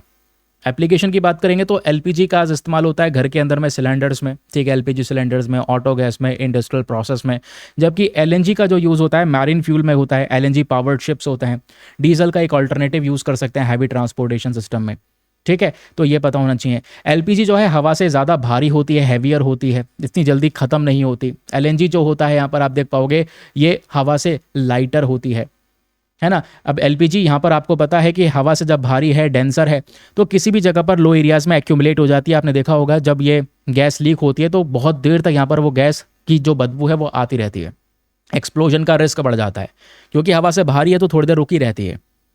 ठीक है। जबकि एलएनजी देख पाओगे हवा से हल्की है, जैसे यहाँ पर रिलीज होगी तुरंत यहाँ पर एयर में डिस्पर्स हो जाएगी एकदम से ही, तो एक्सप्लोजन का रिस्क यहाँ पे कम होता है। जबकि एलपीजी में एक्सप्लोजन का रिस्क बहुत ज़्यादा होता है। तो ये बात हो गई यहाँ पर एलपीजी एलएनजी की। एलपीजी ये आप देखोगे नेचुरल गैस का ही बाय प्रोडक्ट है, क्रूड ऑयल को प्रोसेस करके एलपीजी बनाया जा रहा है। जी की बात करेंगे तो नेचुरल गैस फील्ड हो गए, उन सब से यहाँ पर इसको निकाला जाता है। तो एलपीजी और एलएनजी का प्लीज़ डिफरेंस पढ़कर जाइएगा, अगेन वेरी इंपॉर्टेंट डिफरेंस है, एग्जामिनेशन में क्वेश्चन बन सकता है। भारत में मेनली एलपीजी और एलएनजी आता है वेस्ट एशिया से, लेकिन जब हम बात करते हैं in terms of LNG liquefied natural gas की, तो 40% से ज़्यादा यहाँ पर एलएनजी जो है ये कतर से आता है इंडिया में। तो इंडिया बहुत ज़्यादा डिपेंडेंट है in terms of LNG Qatar के ऊपर में, तो ये पता होना ज़रूरी है। फिर बीच में ही चर्चा हो रही थी भाई इंडोनेशिया भारत से ब्रह्मोस मिसाइल परचेज करना चाहता है। ब्रह्मोस को लेकर यूपीएससी ने ऑलरेडी क्वेश्चन पूछा हुआ है। हमने ब्रह्मोस मिसाइल ऑलरेडी बेच रखे हैं, किसको बेचे हैं तो ये पता होना चाहिए। फिलीपींस पहला देश था, फर्स्ट बायर था। अब यहाँ पर इंडोनेशिया भी हमसे इस ब्रह्मोस मिसाइल को परचेज कर रहा है। अभी तक जितने भी मिसाइल आपने डिस्कस करें वो सारे के सारे बैलिस्टिक मिसाइल थे, क्वासी बैलिस्टिक मिसाइल थे। ब्रह्मोस मिसाइल क्या है? ये सुपरसोनिक क्रूज मिसाइल है, याद रखिएगा। ये ऊपर एटमॉस्फेयर में जाके वापस री एंटर नहीं करता, ये हमारे एटमॉस्फेयर में ही रहता है, उड़ता है, सीधा अपने टारगेट को डायरेक्टली हिट करता है।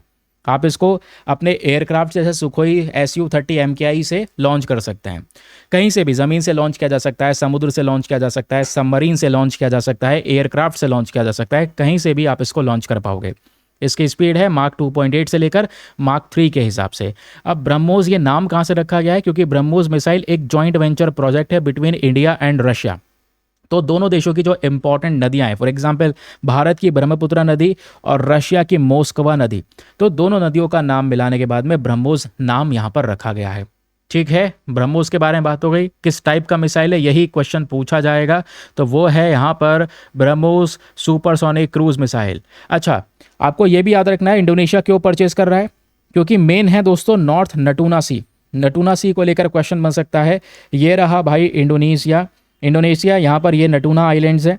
तो ऊपर वाले रीजन में चाइना के साथ में काफ़ी कॉन्फ्लिक्ट रहता है। चाइना कहता है भाई ये पूरा साउथ चाइना सी हमारा है, तो चाइना को टैकल करने के लिए इंडोनेशिया चाहता है कि हमारे पास में भी ब्रह्मोस होना चाहिए। तो नटूना सी के बारे में भी थोड़ा पता होना चाहिए कि नटूना आइलैंड इंडोनेशिया के पास में है, और नटूना आइलैंड से जस्ट ऊपर जो सी प्रेजेंट है उसको नटूना सी कहा जाता है।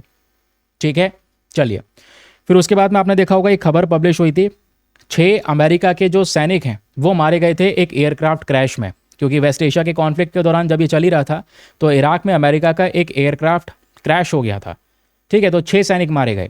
उस एयरक्राफ्ट का नाम क्या है, तो नाम पता होना चाहिए, वो है KC-135 रिफ्यूलिंग एयरक्राफ्ट। तो पूछा जा सकता है कि भाई अभी तक आपने KC-390 ये सब पढ़ा है, वो सब ट्रांसपोर्टेशन एयरक्राफ्ट थे।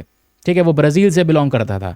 KC-135 पूछ ले तो KC-135 रिफ्यूलिंग एयरक्राफ्ट है। ठीक है, जो हवा में ही दूसरे एयरक्राफ्ट्स को रिफ्यूल करने का काम करता है। इसलिए KC-135 सीधा कह देगा, या तो KC-135 स्ट्रेटो टैंकर कहेगा। तो यह हवा में ही रिफ्यूलिंग करने का काम करता है, यूएस की एयरफोर्स को हेल्प करने का काम करता है। तो ये क्रैश हुआ जिस वजह से यहाँ पर ये न्यूज़ में बना हुआ था। ये लगभग 37 पैसेंजर्स को कैरी कर सकता है। तो ये KC-135 कोई छोटा मोटा नहीं है, बड़े साइज़ का यहाँ पर ये जहाज़ आपको देखने को मिल जाएगा। बाकी बीच में यूएस के F-15 जेट्स वगैरह भी गलती से कुवैतियन फोर्स ने शॉट डाउन कर दिए थे, तो वो भी न्यूज़ में बना हुआ था। ठीक है, फिर आपके सामने प्रेजेंट है, हाँ, स्ट्रेट ऑफ हॉर्मुज से हम लोगों ने 3 इंपॉर्टेंट जहाज़ को निकाला था। ठीक है, 3 Indian ships gulf of Oman से निकाले, स्ट्रेट ऑफ हॉर्मुज से निकाले। इसमें पहला शिवालिक था। तो शिवालिक का नाम याद रखेगा। शिवालिक क्या है, शिवालिक LPG को कैरी करता है, लिक्विडफाइड पेट्रोलियम गैस को वेस्ट एशिया से लेकर आता है भारत में। तो India flagged LPG carrier Shivalik recently यहाँ पर वेस्ट एशिया को क्रॉस करता है, पता होना चाहिए। ये कतर के अंदर में रास लफन नाम की यहाँ पर एक पर्टिकुलर जगह है, उस पोर्ट से यहाँ पर ये सीधा जहाज़ आता है। ठीक है, अब ये जहाज़ बचकर कैसे आ गया, स्ट्रेट ऑफ हॉर्मुज को इसने क्लियरली क्रॉस कर लिया। रीज़न क्या था, रीज़न ये था क्योंकि इस जहाज़ ने दोस्तों अपने ऑटोमेटिक आइडेंटिफिकेशन सिस्टम को ऑफ कर दिया था। देखो, जहाज़ों में AIS सिस्टम होता है। ठीक है, ऑटोमेटिक आइडेंटिफिकेशन सिस्टम, ये जहाज़ को ट्रैक करने में हेल्प करता है। तो ट्रैक कर लोगे तो अटैक हो जाएगा। तो इसने इसे बंद कर दिया, और बंद करके चुपचाप यहाँ पर उस रास्ते से निकल आया है। और चुपचाप जब AIS को ऑफ करके जहाज़ पास हो जाता है किसी पर्टिकुलर रीजन से, तो उसको बोलते हैं डार्क ट्रांजिट का रास्ता। तो डार्क ट्रांजिट यहाँ पर ये फॉलो किया गया था शिवालिक के जरिए। ठीक है, चलिए। फिर एक और अभ्यास चर्चाओं में बना हुआ है, इंडिया सीचुल्स एक्सरसाइज। अभी ऊपर हमने जो डिस्कस किया था, अभी तक एक अभ्यास डिस्कस किया है, डेजर्ट साइक्लोन। ठीक है, डेजर्ट साइक्लोन के अलावा यहाँ पर दोस्तों हम लोगों ने एक और अभ्यास डिस्कस किया है। ठीक है, ज़रा बताओ उस अभ्यास का नाम, देखूं ज़रा आप कितने चौकन्ने हैं, कितने अच्छे से सुन रहे हैं। चलो इतना बता दे रहा हूं, वो अभ्यास भारत की आर्मी और सिविलियन मिलिट्री पर्पस से इंडिया और सिविलियन के कॉपरेशन, इंडियन आर्मी और सिविलियन कॉपरेशन को बढ़ाने के लिए वो अभ्यास है। ज़रा बताना नीचे कॉमेंट सेक्शन में उसका नाम क्या है। अभी आप देखोगे डेजर्ट साइक्लोन इंडिया UAE के बीच में होता है। फिर अभी हाल ही में एक और अभ्यास कंडक्ट किया गया था जिसका नाम है एक्सरसाइज लामित्य। तो एक्सरसाइज लामित्य किसके साथ में होता है, याद रखेगा, सीचिल्स के साथ में। तो इंडिया और सीचिल्स के बीच में एक्सरसाइज लामित्य कंडक्ट किया गया था। ये भी एक जॉइंट मिलिट्री एक्सरसाइज है, बस इतना ही पूछा जाएगा। ठीक है, तो लामित्य 11th इंडिया सीचिल्स के बीच में जॉइंट मिलिट्री अभ्यास रिसेंटली कंडक्ट किया गया है, जिस वजह से ये न्यूज़ में था। इसमें भारत की क्योंकि जॉइंट मिलिट्री अभ्यास है तो इंडियन आर्मी, नेवी, एयरफोर्स, सीचिल की डिफेंस फोर्स सभी लोग शामिल थे। फिर उसके बाद कुछ और भी जहाज़ चर्चाओं में था, जैसे यहाँ पर आप देखोगे ऑपरेशन संकल्प, ये हमने डिस्कस कर लिया। ऑपरेशन संकल्प क्या है, ऑपरेशन संकल्प के तहत हमारी इंडियन नेवी सुरक्षित हमारे जहाज़ों को लेकर भारत आ रही थी वेस्ट एशिया से, स्ट्रेट ऑफ हॉर्मुज से। तो इसमें शिवालिक न्यूज़ में था, शिवालिक LPG कैरियर है। Nanda Devi again it's LPG career. तो एग्जामिनेशन में क्वेश्चन बन सकता है, शिवालिक, नंदा देवी ये न्यूज़ में थे। ठीक है, क्या पहाड़ियों के नाम है, थोड़ा सा याद रखिएगा। अगर नीचे उसमें ऑप्शन के अंदर में LPG कैरियर हो तो वो ज़्यादा इंपॉर्टेंट रहेगा आपके लिए। शिवालिक, नंदा देवी ये LPG कैरियर हैं।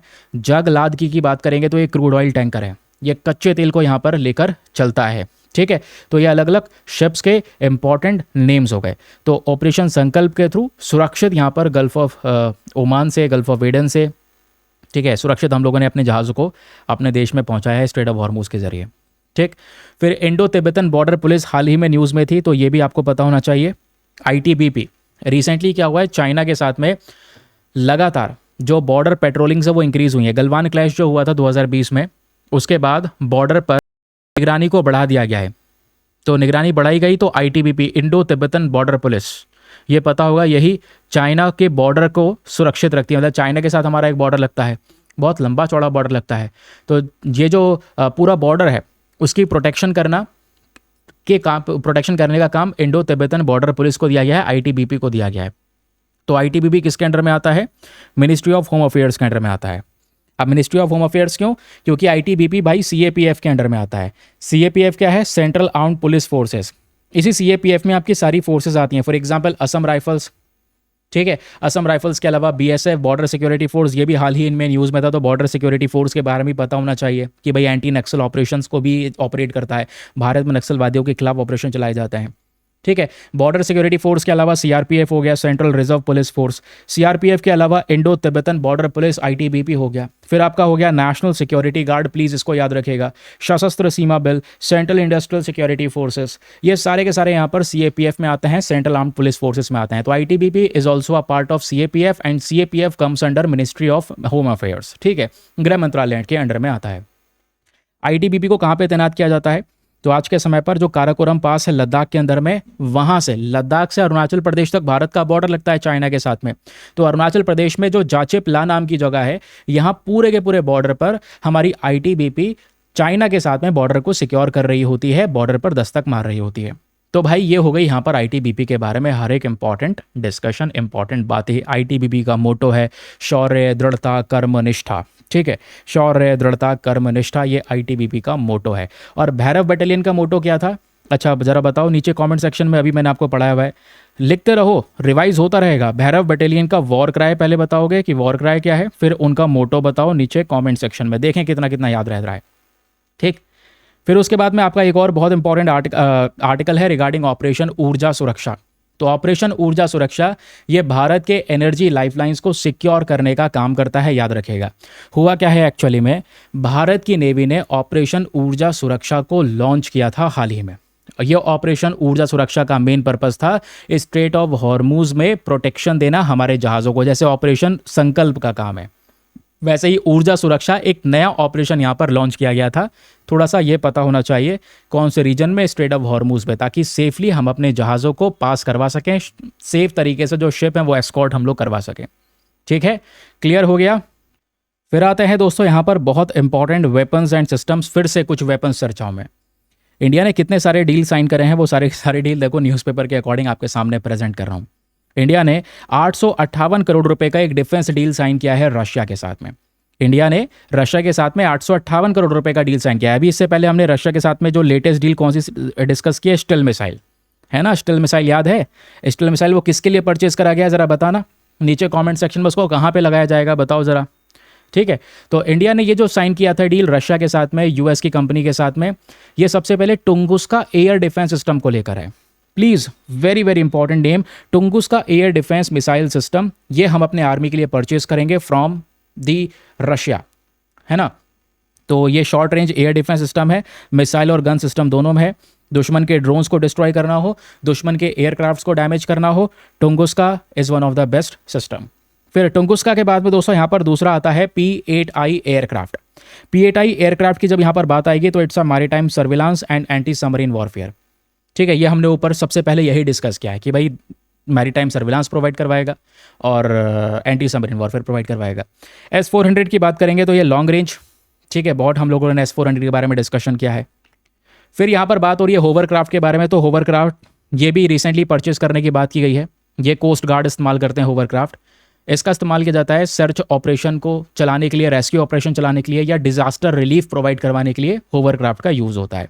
बाकी ये बहुत इंपॉर्टेंट है, इस साल मेंस में हो सकता है यहाँ से क्वेश्चन मिले, प्रीलिम्स में भी एक क्वेश्चन मिल सकता है, ठीक है। अभी प्रीलिम्स में कहाँ से क्वेश्चन मिलेगा आपको बताऊंगा, बट आपको पता होगा लेफ्ट विंग एक्सट्रीमिज्म को लेकर ये डिस्कशन हुआ है और बात ये हुई है कि भाई लेफ्ट विंग एक्सट्रीमिज्म भारत के अंदर में एंड हो चुका है। ये बात रिसेंटली हमारे होम मिनिस्टर अमित शाह जी ने मेंशन की थी, जिस वजह से पूरा का पूरा लेफ्ट विंग एक्सट्रीमिज्म का जो कॉन्सेप्ट है वो न्यूज़ में बना हुआ था। तो आपको पता होना चाहिए भाई ये क्या है। ये लेफ्ट विंग एक्सट्रीमिज्म, ये जो नक्सलवाद होता है लेफ्ट विंग एक्सट्रीमिज्म के लो, ये सब एक ही वर्ड है, या मॉइस्ट कह लो, ठीक है, ये अर्बन नक्सल्स कह लो, ठीक है। ये सब गवर्नमेंट के अगेंस्ट में खड़े हैं, हथियार लेकर खड़े रहते थे कि भाई सरकार हटानी, हमें अपने हिसाब से अपना एरिया को रूल करना है। ये इनका मेन पर्पस था कि गवर्नमेंट इनकी ज़रूरत पूरी नहीं कर पा रही है, तो इस तरीके की जो विचारधारा है वो पनपने लगती है और ये विचारधारा फैलाते ही यहाँ पर ये नक्सलिस्ट हैं, ठीक है। इनको मारने के लिए ऑपरेशन ग्रीन हंट चलाया गया था। इनका सफाया करने के लिए। लेकिन अप्रोच जो हमने चलाई है इसमें सरेंडर अप्रोच भी है कि अपने आप सरेंडर कर देंगे, ठीक है, तो इनके उत्थान के लिए काम किया जाएगा। तो इसमें से ढेर सारे लोगों ने, लगभग 4 से 5 हज़ार लोगों ने सरेंडर किया, नक्सलिस्ट ने सरेंडर किया। लगभग 2,000 से ज़्यादा अरेस्ट करे गए, 706 से ज़्यादा नक्सलिस्ट जो मनमानी कर रहे थे उनको मार दिया गया, ठीक है। बाकी नक्सलिज्म के बारे में आपको पता होना चाहिए, लेफ्ट विंग एक्सट्रीमिज्म से डील करने के लिए सरकार 2015 में एक प्लान लेकर आती है एंड उसके बाद में समाधान नाम का एक डॉक्ट्रिन चलाया गया है। समाधान, ठीक है, एग्जामिनेशन में पूछा जा सकता है समाधान ये प्रोग्राम किस चीज़ से एसोसिएटेड है, तो लेफ्ट विंग एक्सट्रीमिज्म से एसोसिएटेड है। And Samadhan, S for smart leadership, A for aggressive strategy, M for motivation and training, A for action and intelligence, D for dashboard KPIs, H for harnessing technology, A for action plan for each theatre and N for no access to financing. ये हो गया आपका समाधान doctrine, ठीक है। ये बात clear हो गई। अच्छा, समाधान डॉक्ट्रिन हो गया, ऑपरेशन ग्रीन हंट हो गया, ये सब यहाँ पर वो हैं, या फिर ग्रे हाउंड ऑपरेशंस हो गया। ग्रे हाउंड बेसिक तौर पे एक स्पेशल कमांडो फोर्स बना दी गई थी आंध्र प्रदेश में इनसे लड़ने के लिए। फिर छत्तीसगढ़ के अंदर में बस्तरिया बैटालियन बनाया गया, ठीक है, जहाँ पर नक्सलिज्म को ख़त्म करने की बात की जाए। तो नक्सलिज्म को ख़त्म करने के लिए ढेर सारे इनिशिएटिव यहाँ पर चलाए गए हैं भारत सरकार के थ्रू, याद रखना। बाकी यहाँ पर एक चीज़ और है भाई, ये लास्ट ईयर न्यूज़ में था बट प्रोबेबिलिटी है क्योंकि नक्सलिज्म से रिलेटेड बहुत सारे फैक्टर्स चर्चाओं में हैं, तो ये क्वेश्चन आप लोगों से बन सकता है एग्जामिनेशन के अंदर में। और क्वेश्चन है इज अबाउट अ बुक है जिसका नाम है ल्योर ओयना। भाई सीधा सीधा क्वेश्चन यहाँ पर लिख लेना, एक स्ट्रॉन्ग फीलिंग है अंदर से कि भाई इसको लेकर प्रश्न बन सकता है, बिल्कुल एक स्ट्रॉन्ग सी फीलिंग अंदर से आ रही है कि क्वेश्चन बन सकता है ल्योर ओयना के बारे में। तो पूछ सकता है कि भाई ल्योर ओयना, रिसेंटली होम मिनिस्ट्री की साइड से एक बुक रिलीज करी गई है ल्योर ओयना, और इस बुक के अंदर में जो विक्टिम्स ऑफ नक्सल वायलेंस है, नक्सल वायलेंस जो हुआ है, ये हिंसा हुई है, उसकी वजह से जिन लोगों को प्रताड़ित किया गया, जो लोग यहाँ पर प्रताड़ित हुए हैं, उनका जीवन के ऊपर में ये किताब लिखी गई है ल्योर ओयना, ठीक है। बाकी एक कमेटी भी इससे एसोसिएटेड है, उस कमेटी का नाम है बंदोपाध्याय कमेटी, 2006 की एक बहुत इंपॉर्टेंट कमेटी है, एक्सपर्ट कमेटी। आपसे क्वेश्चन बन सकता है कि बताओ बंदोपाध्याय कमेटी किस चीज़ से एसोसिएटेड है, तो अगेन यहाँ पर वो नक्सलिज्म से एसोसिएटेड है। नक्सलिज्म को यहाँ पर डील करने के लिए यहाँ पर इसको लेकर आया गया था, लेकिन ट्राइबल्स के अगेंस्ट में किसी प्रकार का डिस्क्रिमिनेशन ना हो, प्रॉपर रिहेबिलेशन किया जाए, उनका उत्थान किया जाए, इन सब चीज़ों पे फोकस किया गया। फिर आता है question about the defence exports, ठीक है। तो रिसेंटली आप देख पाओगे, ये भी हमारे इंडियन एक्सप्रेस का ये आर्टिकल है, तो इंडिया का जो डिफेंस एक्सपोर्ट है 2025-26 में वो बढ़ गया है, 62.66% हो गया है। तो ऑल टाइम अप्रोच बढ़ता चले जा रहा है। तो बहुत सारे हथियार भारत में खुद से बनाए जा रहे हैं और हथियार बना के हम लोग बेच भी रहे हैं। इंडिया में 2 इंपॉर्टेंट डिफेंस कॉरिडोर्स ओपन करे गए हैं, एक उत्तर प्रदेश में, तमिलनाडु में, ताकि हम ज़्यादा से ज़्यादा हथियारों का प्रोडक्शन कर सकें, स्पेशली जो हथियार खुद से बना सकते हैं, ठीक है। तो हम लोगों ने वो बनाया, तेजस, अर्जुन, अस्त्रा, पिनाका, ये सब दोस्तों यहाँ पर बेचे भी गए हैं अलग अलग कंट्रीज़ को, आर्मेनिया वगैरह को भी यहाँ पर पिनाका बेचा गया है, ये आपको पता होगा, ठीक है। अब डिफेंस प्रोडक्शन को भारत में बूस्ट करने के लिए गवर्नमेंट ने ढेर सारे इनिशिएटिव चलाए, बहुत सारा इन्वेस्टमेंट कराए। For example iDEX initiative, innovation for defence excellence. फिर उसके अलावा यहाँ पर आईडेक्स के बाद, ठीक है, आईडेक्स को अवार्ड भी दिया गया था, पीएम इनोवेशन अवार्ड 2021 में। एफडीआई पॉलिसीज ओपन करी गई हैं, 74% automatic route, 100% via government approval, कि भाई बहुत सारा इन्वेस्टमेंट भारत में कोई डिफेंस इंडस्ट्री में करना चाहता है तो उसमें कर सकता है। तो ये सेक्टर्स यहाँ पर ओपन करे गए। सृजन इनिशिएटिव, पॉजिटिव इंडिजनाइजेशन लिस्ट, ठीक है। पॉजिटिव इंडिजनाइजेशन लिस्ट में मेन पर्पज़ यह है कि उन सब वेपन्स के ऊपर में फोकस करना जो हम खुद से प्रोड्यूस कर सकते हैं और जो हम अलग अलग कंट्री से परचेज कर रहे हैं, बट उसको परचेज करने की हमारी ज़रूरत नहीं है। तो ऐसे बहुत सारे फैक्टर्स या बहुत सारे इनिशिएटिव चलाए गए जिससे भारत के अंदर में बहुत सारा डिफेंस प्रोडक्शन को बढ़ाया गया, और यही डिफेंस प्रोडक्शन आज बढ़कर कहाँ पर जा चुका है वो मैंने आप लोगों को समझाया। फिर आता है अगला आर्टिकल, बहुत ही ज़्यादा इंपॉर्टेंट है भाई, ठीक है, बहुत ही ज़्यादा इंपॉर्टेंट। अभी तक हमने कलवरी क्लास की सबमरीन डिस्कस की थी जिसमें टॉर्पीडोज वगैरह लगाने की बात की गई थी, है ना। सबमरीन पे ज़्यादा भी डिस्कशन हुआ नहीं है। तो सबमरीन एक चर्चा में आ चुकी है बीच में जिसका नाम है INS Aridaman. INS Aridaman is a nuclear powered submarine, enters India's naval fleet. तो भारत की नेवी में एंटर हो चुकी है न्यूक्लियर पावर वाली सबमरीन जो न्यूक्लियर अटैक भी कर सकती है, जिसका नाम है INS अरिदमन, ठीक है। याद रखना, एग्जामिनेशन में क्वेश्चन बन सकता है, व्हाट इज INS अरिदमन। तो it's a third nuclear submarine, Arihant class से बिलोंग करने वाली ये सबमरीन है, और तीसरी है भाई, ये तीसरी है, मतलब इससे पहले 2 और आ चुकी हैं और अभी चौथी आनी बाकी है। तो इस कैटेगरी के अंदर में जो अरिहंत क्लास की सबमरीन हम बना रहे हैं, जैसे मैंने आपको बताया, जो ये सबमरीन्स या वेपन्स जो भी होते हैं, जहाज़ वगैरह होते हैं, इसमें जो पहला जहाज़ होता है ना, उसी का नाम लेके वो सीरीज़ बना दी जाती है कि भाई यहाँ पर ये इस वाली सीरीज़ से बिलोंग करता है, इस वाली कैटेगरी से बिलोंग करता है। तो जब हम यहाँ पर अरिहंत की बात कर रहे हैं तो याद रखेगा अरिहंत ये भी हमारा एक सबमरीन है, न्यूक्लियर पावर्ड सबमरीन, 2016 में कमीशन करा गया था। अरिहंत के बाद में दूसरा सबमरीन जो है वो है अरिघात। इसके बाद तीसरा सबमरीन जो है वो है अरिधमन। तो Arihant, Arighaat, Aridhaman and the fourth one is Anishodhan. अभी इसका नाम फिक्स नहीं करा गया है, बट प्रोबेबली यही नाम हो सकता है जब ये लॉन्च होगा, 2027 में लॉन्च होगा। अभी अप्रैल में जो लॉन्च हुआ है वो आपका अरिधमन लॉन्च हुआ है, याद रखना, क्योंकि मैं अप्रैल तक के करंट अफेयर्स आपको कवर करवा रहा हूं, जबकि मोस्ट ऑफ द एनालिसिस के अंदर में अप्रैल के करंट अफेयर्स छोड़ दिए गए हैं, केवल इससे पहले मार्च तक का पढ़ा के आपको छोड़ दिया जाता है। ठीक है, तो Arihant, Arighaat, Aridhaman and fourth one is most probably Anishodhan हो सकता है। तो याद रखिएगा ये सारे के सारे कौन से सबमरीन्स हैं, ये न्यूक्लियर पावर्ड सबमरीन्स हैं।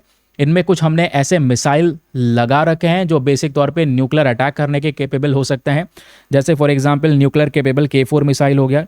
इसके बाद यहाँ पर K15 सागरिका मिसाइल हो गई, K5 मिसाइल्स हो गए जो न्यूक्लियर अटैक कर सकते हैं। तो इस सबमरीन को बनाया गया है बहुत मैसिवली। आपको बस इतना याद रखना है कैपेबिलिटी क्या है। तो ये सबमरीन न्यूक्लियर अटैक कर सकती है, न्यूक्लियर पावर पे चल सकती है।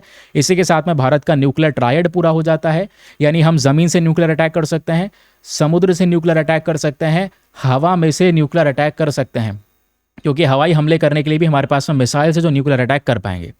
अब इंडिया की जब यहाँ पर बात आती है दोस्तों, तो याद रखिएगा रशिया, यूएस, चाइना, फ्रांस, ये कुछ कंट्रीज है जो न्यूक्लियर ट्रायड हैं, जो ज़मीन, हवा, समुद्र से न्यूक्लियर अटैक कर सकते हैं। इंडिया इस वाले एलिट ग्रुप में ऐड हो चुका है, क्योंकि हमारे पास में भी ये सारी फैसिलिटीज़ हैं।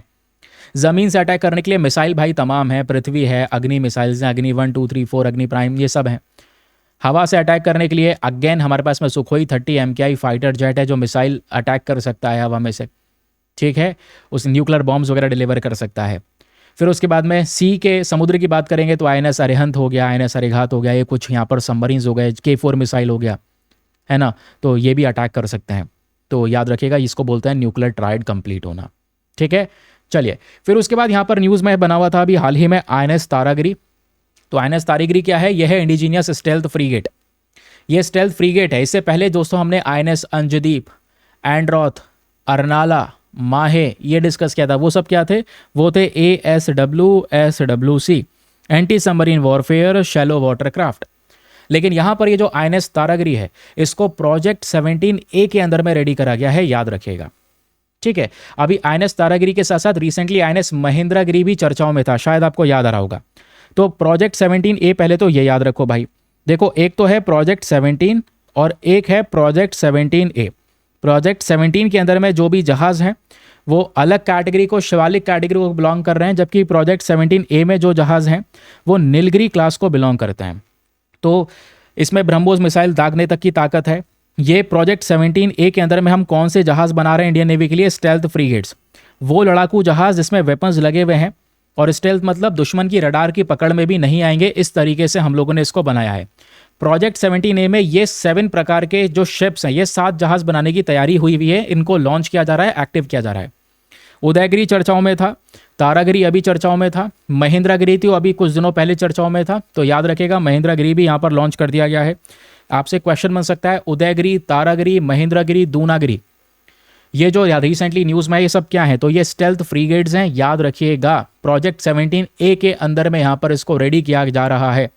इसमें हम लोग कुछ missile, supersonic surface to surface missiles का यूज़ कर सकते हैं। ब्रह्मोस मिसाइल जैसे यहाँ पर सरफेस टू सरफेस मिसाइल या ब्रह्मोस मिसाइल को कहीं से भी दागा जा सकता है। ठीक है, टॉर्पीडोज, रॉकेट्स, सब कुछ यहाँ पर लगाए गए हैं इन लड़ाकू जहाज़ों के ऊपर में। ठीक है, फिर उसके बाद में एक अभ्यास न्यूज़ में बना हुआ था जिसका नाम है एक्सरसाइज डस्ट लिक। तो अभी तक हमने कितने अभ्यास डिस्कस किए हैं दोस्तों पिछले कुछ दिनों में? ठीक है, तो इसमें सबसे पहले डेजर्ट साइक्लोन 2 हो गया जो इंडिया UAE के बीच में होता है।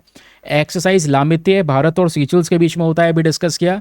अब एक्सरसाइज डस्ट लिक के बारे में याद रखिएगा, जो ये डस्ट लिक है ये भारत और उज्बेकिस्तान में होता है। तो भारत और उज्बेकिस्तान के बीच में रिसेंटली यहाँ पर इस एडिशन को कंप्लीट करा गया है, एंड इसमें भी इंडियन नेवी, इंडियन आर्मी, ये सब मिलकर यहाँ पर इन्होंने पार्टिसिपेट किया था। फिर आता है एक अभ्यास जिसका नाम है डाइवेक्स। डाइवेक्स अभ्यास जो है ये भारत श्रीलंका के बीच में होता है, ये भी पता होना चाहिए। जो अभी हाल ही में हुआ है, जिसमें हमने आईएनएस निरीक्षक नाम का अपना जहाज़ भेजा था। अच्छा, आईएनएस निरीक्षक क्या है? ये इंडियन नेवी का डाइविंग सपोर्ट वेसल है। डाइविंग सपोर्ट वेसल कह लो या इसको बोल लो सबमरीन रेस्क्यू वेसल, कि भाई सबमरीन कोई प्रॉब्लम में फंसती है तो उस दौरान कोई रेस्क्यू ऑपरेशन चलाना है तो इस वेसल का हम लोग यहाँ पर यूज़ कर सकते हैं, जिसका नाम है आईएनएस निरीक्षक। ये पता होना चाहिए, ठीक है। क्लैरिटी मिल गई। तो आईएनएस निरीक्षक याद रखेगा दोस्तों, रिसेंटली श्रीलंका के अंदर में कोलंबो में अराइव करता है। कोलंबो में यहाँ पर ये जहाज़ जाता है, इसका बहुत भव्य स्वागत यहाँ पर किया जाता है। तो ये काफ़ी ज़्यादा न्यूज़ में भी बना हुआ था इस वजह से। तो आईएनएस निरीक्षक की हो गई भाई चर्चा, सारी चर्चाएं कंप्लीट हो गई। ये क्या है? इंडियन नेवी का डाइविंग सपोर्ट वेसल, डाइवेक्स अभ्यास में पार्टिसिपेट किया था। डाइवेक्स अभ्यास क्या है? तो भाई भारत की नेवी और इंडियन जो यहाँ पर कह सकते हैं कि डाइविंग डिपार्टमेंट है, स्पेशली यहाँ पर डाइविंग टीम्स की हम बात कर रहे हैं, दोनों मिलकर कोलैबोरेट करते हैं इस डाइवेक्स अभ्यास के अंदर में, ठीक है। चलिए, गेम ओवर। तो डिफेंस एंड सिक्योरिटी का हम लोगों ने पूरा गेम ओवर कर दिया है। सारी चीज़ें हम लोगों ने कवर कर ली हैं, सारी मतलब सारी जो जनवरी, फरवरी, मार्च, अप्रैल के अंदर में न्यूज़ में रही हैं। हर एक प्रकार के वेपन, क्योंकि यही महीने चर्चाओं में है, वेपन्स के पर्सपेक्टिव से ज़्यादा इंपॉर्टेंट है।